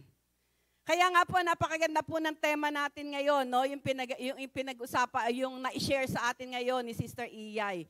We must have the eternal perspective. No? Kailangan lumabas tayo doon sa material o natural perspective. Pumunta po tayo sa eternal perspective. No? At kapag po tayo ay nasa eternal perspective, makikita po natin napakaraming promises ng ating Panginoon. Napakaraming kaparaanan ng ating Panginoon. Hindi ka magkakaroon ng anxiety, hindi ka magkakaroon ng depression, no? Dahil alam mo, napakaraming promises, napakaraming kaparaanan ng ating Panginoon. Amen? At sa umaga pong ito, maging sa ating pagkakaloob, no? Kasi offering po ako ngayon, hindi pa ako magtuturo. Na-share ko lang yung revelation na natanggap sa akin. Nung Martes, talagang isinare ko yun sa aming Don't Watch, no? Dahil talagang, talagang nag-ano po sa akin.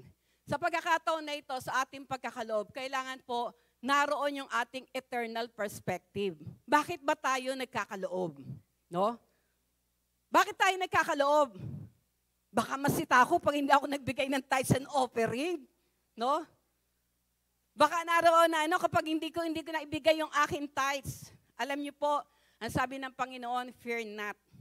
We must have that eternal perspective. What is our eternal perspective sa ating pagkakaloob? No? Una, sa eternal perspective, kailangan po ang ating pagkakaloob is one way of our worship to Him. Ito'y isang paraan ng ating pagsamba sa ating Panginoon. Hindi ito isang obligasyon. No? Hindi ito sapilitan. Kapag po hindi natin nakita yung eternal perspective, maaaring napipilitan ka lang. Kaya sa isip mo, sa utak mo, lumalaro na, naku, sayang yung ibibigay ko. Pwede ko nang ibayad do sa due date ko. Pwede ko nang ibili ng ganito. No? Pero kapag naroon tayo sa eternal perspective, Lord, this is one way of worshiping you. Ito isang paraan para maipakita ko sa inyo ang aking tunay na pagsamba. Amen? No? Pangalawang perspective, no? Eternal perspective. Ano ba yung promise ng Lord? Sa Malakay 3:10, marami lagi natin 'to na nababasa, no?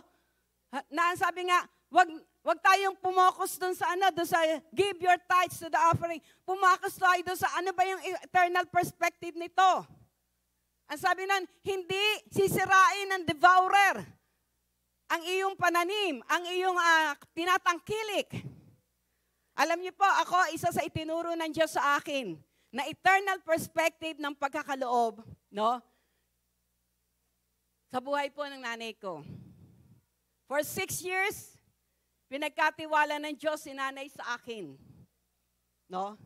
At alam nyo, isa sa eternal perspective na ipinakita ng Diyos sa akin, every time na matatanggap ko yung kanyang allowance, isa-separate ko na yung kanyang para sa tithes and offering niya, at ang eternal perspective ko, kapag ito'y ipagkakaloob ko, Lord, ito ang proteksyon ng nanay ko. Ito ang proteksyon ng nanay ko. Sa sakit at karamdaman, sa anumang mga ito ang proteksyon ng nanay ko. Hindi ang gamot ang proteksyon ng nanay ko. Hindi kung anumang bagay ang proteksyon ng nanay ko. Ang pagbibigay ko ng kanyang tithes and offering, this is her protection. At praise the Lord, nakikita ko pa naman po, no? Nakikita ko yung, habi nga po, yung manifestation nito, no? Kaya sa oras na ito, sabi nga, baguhin natin, what is your eternal perspective sa pagkakaloob? No? Kailangan meron tayong eternal perspective. Lord, ibalik mo to sa akin ng siksik, liglig at maapaw. Alam niyo po, napakahalaga po nun. Ang sabi nga sa Bible, no, sa verse 6, Abram believed and it is counted to him as righteousness. Kailangan daw po naroon na sa ating ginagawa, mayroon tayong pananampalataya. Dahil faith, sabi nga, it is impossible to please God without faith. Alam niyo, yung ibang sabi nga, wala nang tithes and offering, ay wala nang tithing kapag sa New Testament. No? Wala nang tithing, kaya yung iba parang inaano nila yon. Dahil alam niyo, kapag ang eternal perspective ang ating nakuha o ang ating natanggap, kahit lahat pwede mong ibigay. Hindi lang 10%. No, katulad ng mga example sa Bible, yung babaeng balo, napakahirap. Pero dahil eternal perspective ang nakita niya sa pagkakaloob, anong ginawa niya? Lahat, no? Lahat ay naibigay niya. Walang takot sa puso niya. No? Si Magdalena, na kung saan nakatanggap ng ng forgiveness ng Diyos, no? Dahil sabi nga sa mata ng tao, napakasama niya. Dahil isa siyang prostitute. Pero dahil natanggap niya ang pagpapatawad ng Diyos, yung eternal perspective, ang kanyang natanggap. Kaya anong ginawa niya? Nung siya ay pumunta sa paanan ng Diyos, ibinuhos niya yung pinakamahal na pabango. Na ang sabi nga sa Bible, it worth a year of salary. No? Kapag po ang eternal perspective ang ating natanggap, walang anumang bagay ang pwedeng kumontrol sa inyo para ibigay nyo ang para sa ating Panginoon. Amen? Kaya sa umaga pong ito, kung may alalahanin pa kayo sa ating pagkakaloob, meron kayong mga pinoproblema, mga bayarin, no? Lumipat tayo. Katulad ng ginawa ng Diyos kay Abram. Inilabas siya. Inilabas siya doon sa natural perspective. Ang natural perspective, wala siyang anak. No? Paano siya magiging ama ng maraming lahi kung wala siyang anak? Nung inilabas siya sa eternal perspective, nakita niya kung paano sinabi ng Diyos, kung gaano karami ang bituin, ganyang karami ang iyong magiging lahi. Sa umaga pong ito, lumabas tayo, pumunta tayo sa eternal perspective. And I know and I believe sa ating mga natutunan, nangusap ang Diyos sa bawat isa. Amen? At sa pagkakataon na ito, huwag natin sayangin ang pagkakataon na ito na nagbibigay tayo according to our natural perspective. Let's give with our eternal perspective. Amen? Tayong lahat ay umukot pumikit. Ama namin Diyos, salamat po sapagkat patuloy nyo kaming Lord, binabago ang aming mga isipan, Panginoon. Katulad ng sinabi nyo sa Romans 12, Panginoon, that we must renew our mind. Thank you for renewing our mind, O God. Lord, patawarin niyo po kami kung nung mga nakaraan, we are giving in our natural perspective, O God. Lord, sa oras na ito, Lord, nais namin kung paano po pinangako niyo, you will fulfill your promises unto us, O God. Father, kung paano niyo inilabas si Abraham, Lord, hallelujah, para matanggal yung natural perspective niya, yung takot niya, Panginoon, at makita niya ang inyong kapangyarihan. Lord, sa aming pagkakaloob, Lord, nais po namin makita ang eternal perspective nito, Panginoon, na hindi kalugihan ang ibigay namin ang para sa inyo.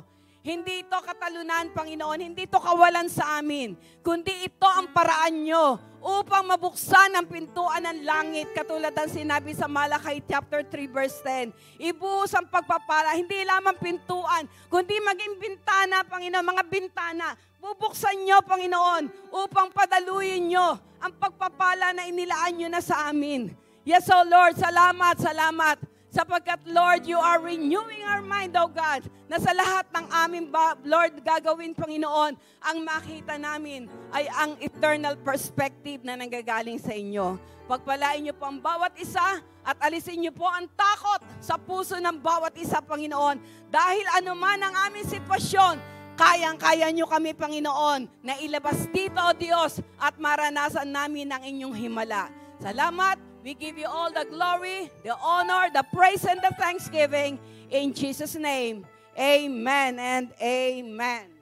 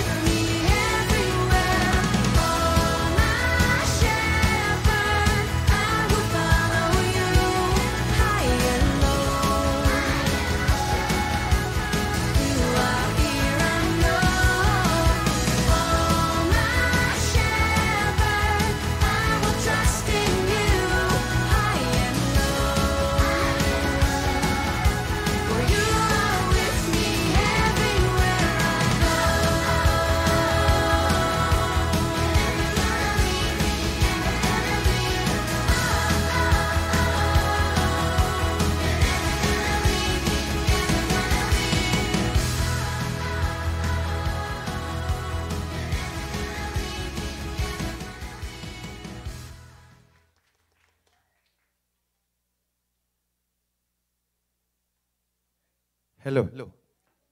Praise God. Sige po, tinatawagan po natin ang lahat ng father. Please come forward. Sige po. Sige po, tumayo ang lahat ng tatay at lumapit dito sa harapan. Sige po. Ayan.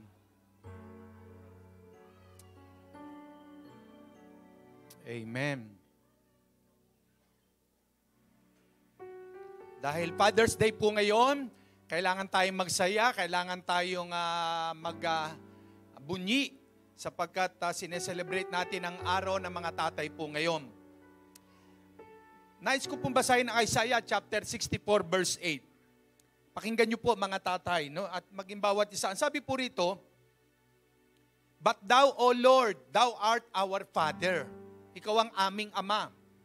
Kami ay mga putik or we are the clay. At ikaw ang magpapalyok sa amin. You are our Father. At kaming lahat ay gawa ng iyong kamay. Tayo pong lahat ay galing sa pagkakalika ng Diyos na nagsalita siyang likain natin ang tao ayon sa ating wangis, sabi ng Father, Son, Holy Spirit. At ang banal na kamay ng Diyos, kumuha siya ng lupa, ng putik at hinugisan ito ng tao. Kaya nga po, our Father in heaven created us in His own perfect image. No? Ganap po ang pagkakalika ng Diyos sa atin. Mula tayo sa lupa, nilikha tayo ng kanyang banal na kamay. Inanyuan tayo. Kaya nga, our Father is a good Father. No? Siya yung napakamabuting Ama nating nasa langit. The loving Father, ang mapagmahal na Ama. He is a merciful Father.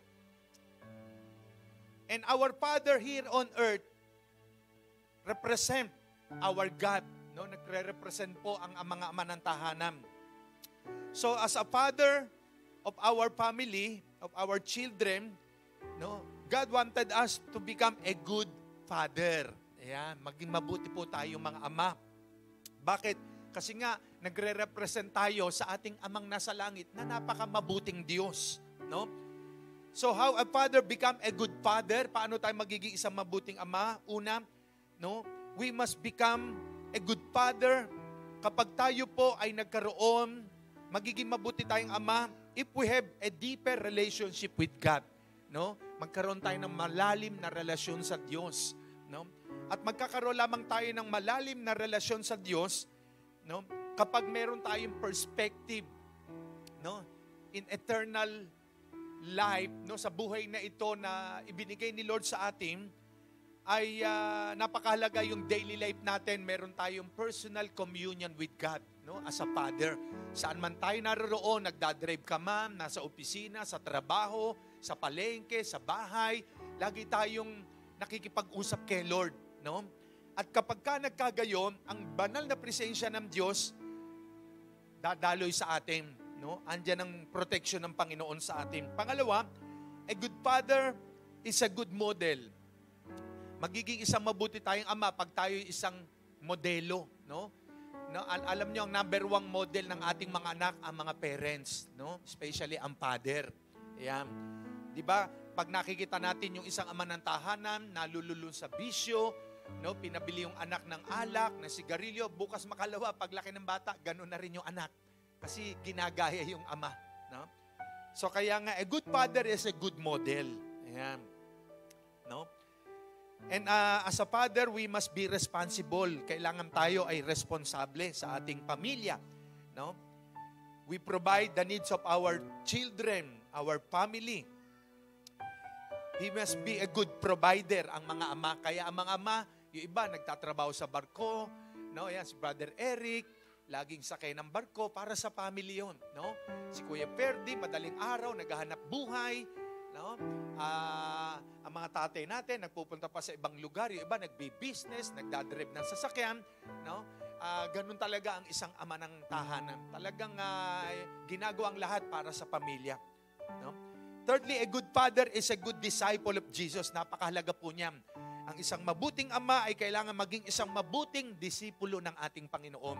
At salamat sa mga ama nating nandito sa harapan na handa at tuloy-tuloy na ibinibigay ang buhay kay Lord handang magpa-train sa Panginoon. So kaya nga, let us rejoice. So ipagpe-pray po natin ang mga tatay natin. Sige po, ituon nating lahat ang ating makamay sa kanila. Heavenly Father, we thank you, Lord, for this day, O God, as we celebrate the Father's Day. Lord, as we stretch our hands sa mga tatay pong naririto sa harapan, Lord, I pray and we pray for your divine protection, Panginoon, sa iyong mga anak. Lord, I release, O God, your favor upon favor, blessing upon blessing, in the name of Jesus, Father God in heaven. Lord, kami po ang nagre-represent sa iyong Ama naming nasa langit, na nilikha mo kami ayon sa iyong wangis. As a Father of the house, Lord, patuloy mo pong samahan ang iyong mga anak sa katrabaho araw-araw. Kalakasan ay lagi mo pong ibigay ang iyong proteksyon, ang kapayapaan ng isipan at puso, at i-bless mo ang bawat hawakan ng kamay ng bawat isa, i-prosper mo, Panginoon. Kami po'y maging isang mabuting modelo sa aming mga pamilya, sa aming kapaligiran. Pagpalain niyo po ang buhay ng bawat isa. I release and I declare satisfied long life, even good health, O God, sa iyong mga anak. Salamat po, Panginoon. Fill us with your love, Father God, with your grace, with your mercy, Lord. Salamat po, nakikigala kami at natutuwa ngayong araw na ito sa pagsa-celebrate po namin ng Father's Day. Lord, we entrust their lives unto you. Be closer unto them more than ever before. At tunay nga po, O Diyos, patuloy naming araw-araw na maramnasan at madama ang iyong yakap ng pagmamahal. We entrust everything unto you, Lord God Almighty. We honor you, Father, and grant the deepest desires of their heart in Jesus' mighty name. We honor you. We praise you, O God. In Jesus' name, this we pray. Everybody says, Amen! Happy Father's Day! Okay. Yung mga, kung nandito po ang wife, lapit po kayo at kayo ang mag-aabot nung, ayan. Amen. Yung ating pong token na ibibigay sa kanila ay simbolo ng pagpapala na ibubuhos ng Diyos sa inyo, no? Para sa inyong pamilya. Mapupuno yan ng mga ATM cards. Na punong-puno ng pagpapala nang gagaling sa Diyos.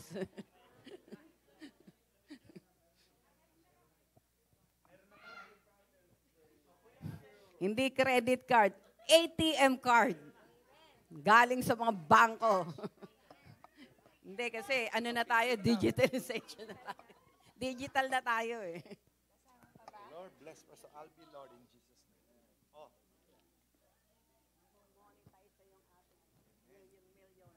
Oh.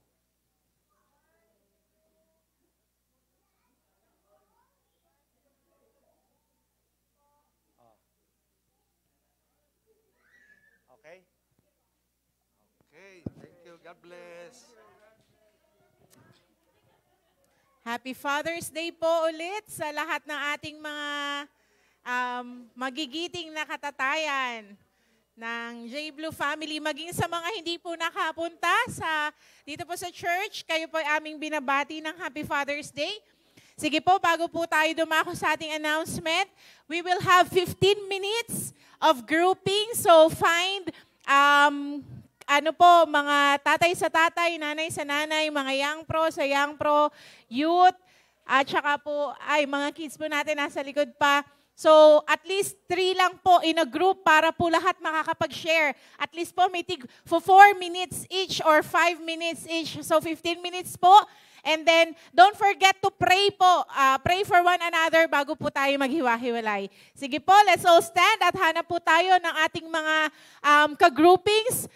I-share po natin ano po yung na-receive natin na word kay Lord ngayong umaga. From what Sister Iyay has shared po sa ating kalagitnaan. So, just share kung ano po yung na-receive po natin sa Panginoon. Personally, kayo po. Pwede po natin itong ibahagi sa bawat isa. So for 15 minutes, can we have timer po ba sa ating screen para po hindi rin tayo mag-overtime?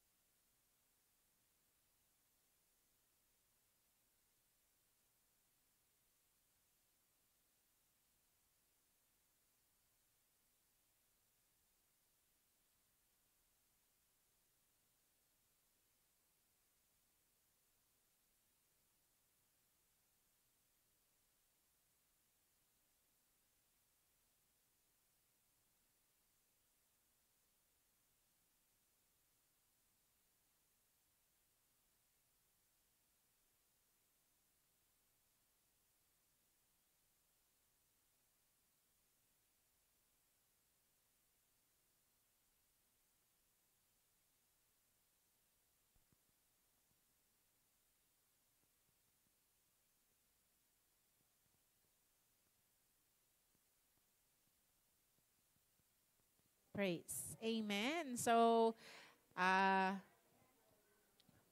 sige po, most of us po ay okay na. So, sa mga hindi pa po, pwede po kayong mag-close na in prayer at dadako na po tayo sa atin pong announcement in a while.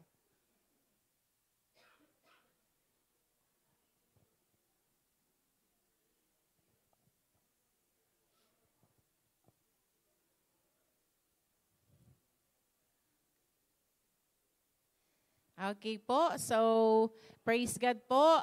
Lahat po ba ay nakapag-share ng kanilang mga personal revelation galing sa Panginoon as we hear His word this morning? So, this time po, let's go to our announcements. So, ayan po, sa lahat po ng ating mga graduates, whether in elementary, preschool, high school, college, masteral, doctorate. So, we will have our recognition of graduates po sa last Sunday ng June. So, kung kayo pa ay graduate, please enlist yourself kila Sister Shirley po sa ating mga ushering. And then, sa mga magulang naman po na may mga preschool, pwede pong kayo po ang mag-list sa kanila. At yan po, may mga humihirit po nung midweek. Paano daw po ba yung mga may mga nakuhang awards? O sige po, ipalista nyo na rin po ang inyong mga sarili. At para po ma-recognize po natin this coming last Sunday of June. At kung pwede din po na mag-send po kayo ng mga pictures nyo po na nakatoga para po sa atin pong AVP na gagawin po ni Kuya Henrik. So, pwede nyo pong i-send directly to him or sa GC po natin sa church. So, you can send it there para po maayos natin ahead of time. Ayan po. So, ayan po. We want to appreciate your hard work and dedication in your studies. So, ayan po. And then, ang ating pong mga online programs, ang ating pong Speak Live every Mondays at 7 p.m. sa ating pong J-Blue Facebook page. So, dyan po natin makikita yung mga testimonies po, how the Lord transformed lives, how the Lord changed His people from glory to glory. Kung gusto nyo rin po na mag-share ng kadakilaan, ng kabutihan po ng Diyos sa inyo pong buhay, you can approach Brother Henrik para po ma-schedule kayo ng sa recording. Ayan po. And then, babalik na po tayo every Tuesdays ng spiritual feeding dahil po natapos na po yung ating SOL Batch 1. So, we believe that in the coming days po, mag-open po ulit tayo ng SOL, ng School of Leaders sa mga hindi po naka-attend. Ayan po. Pero this coming Tuesdays po ulit natin, every 8 p.m. via Zoom. Isasend po natin yung link natin sa GC. Kung gusto nyo pong maka-join din, you are very much welcome. Pwede po kayong mag-send sa or i-approach nyo po ako at isisendan ko rin po kayo ng link. And even dun sa GC po natin, dun po natin na sinasendan link. And every midweek service po natin, every Wednesdays, this coming, si Nanay Evie na? Sino po?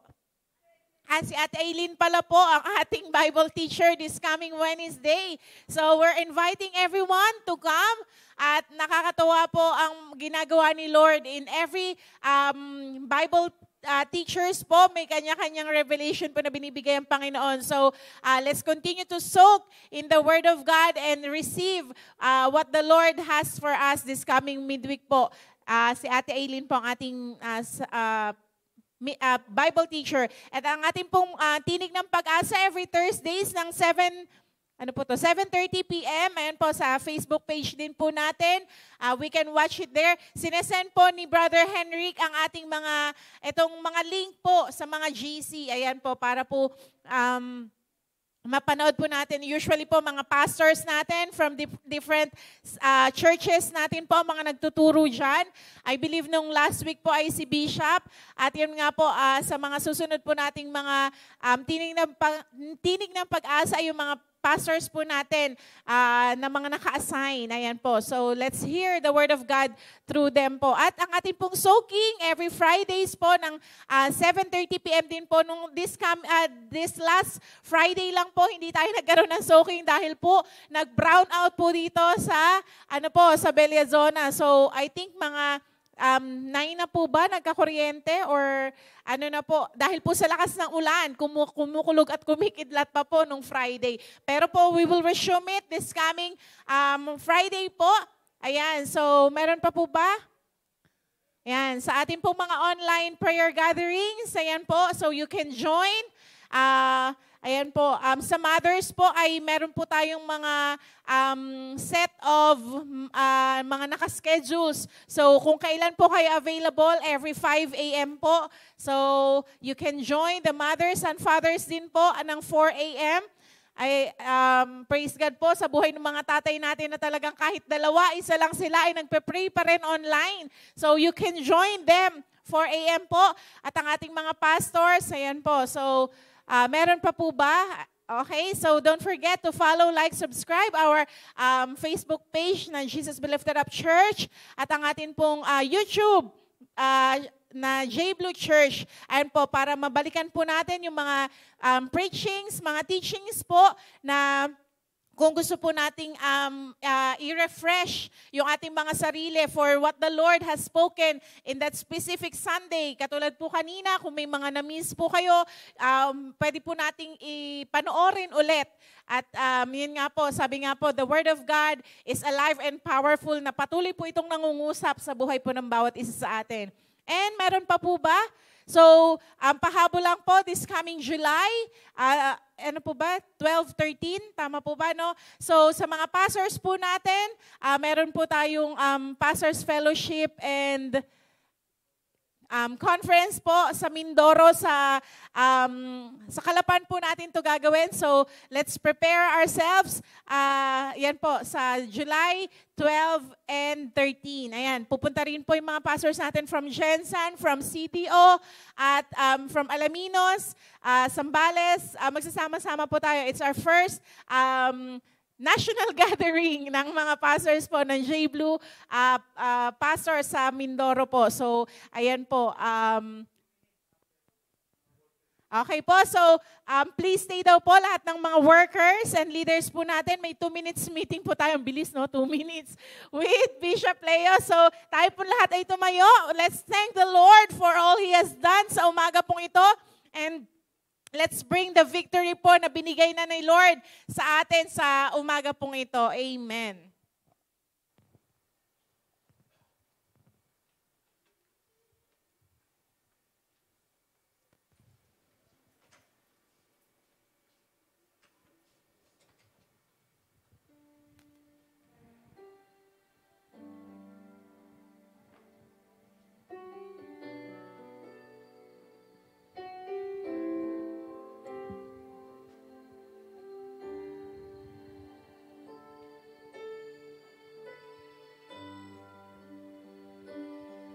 Sige po, sabay-sabay nating pasalamatan ng ating Panginoon. Thank you, Lord. Thank you, Jesus. Thank you, Holy Spirit.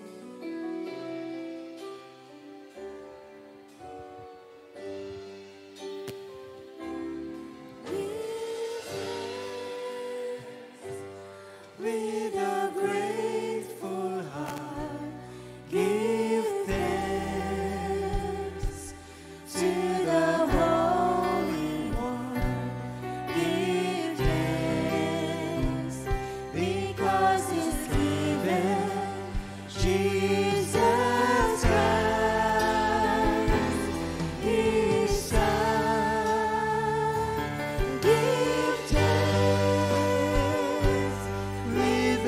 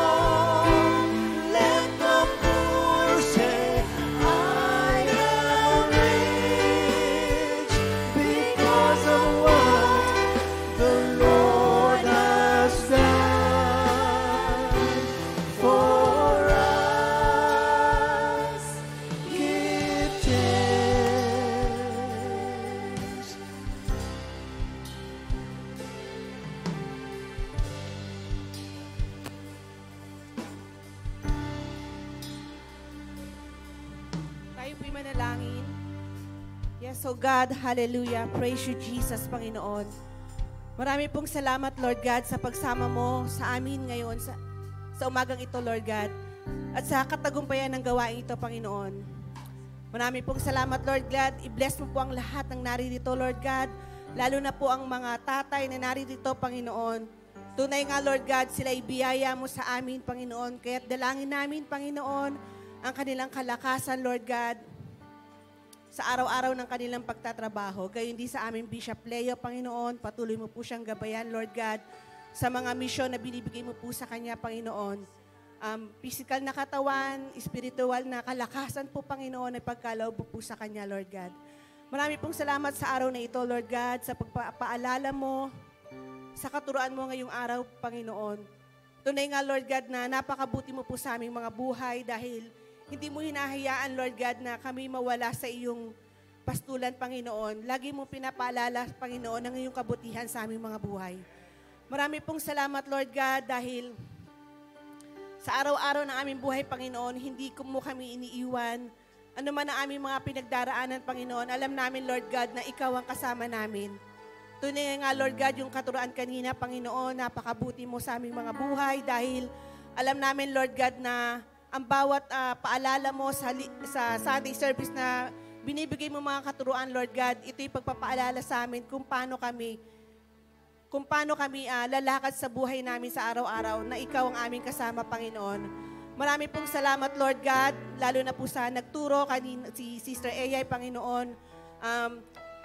Ibalik mo po sa kanya, Panginoon, ng mga talino na ibinigay mo sa kanya, Lord God. Marami po pong katuruan at revelation ay pagkaloob mo sa kanya, Panginoon. Dahil sa mga magaganda niyang na ituturo dito sa harapan, Lord God. Ingatan mo po ang kanyang buong pamilya, Panginoon, ang kanyang anak at ang kanyang asawa, Panginoon. Patuloy po siyang mag-serve sa iyo, Lord God. Marami pong salamat, Lord, sa umagang ito. Ang lahat ng papuri, pagsamba, mataas na pagsamba, Panginoon, ay inaalay namin sa tanging pangalan mo lamang, Jesus. Amen.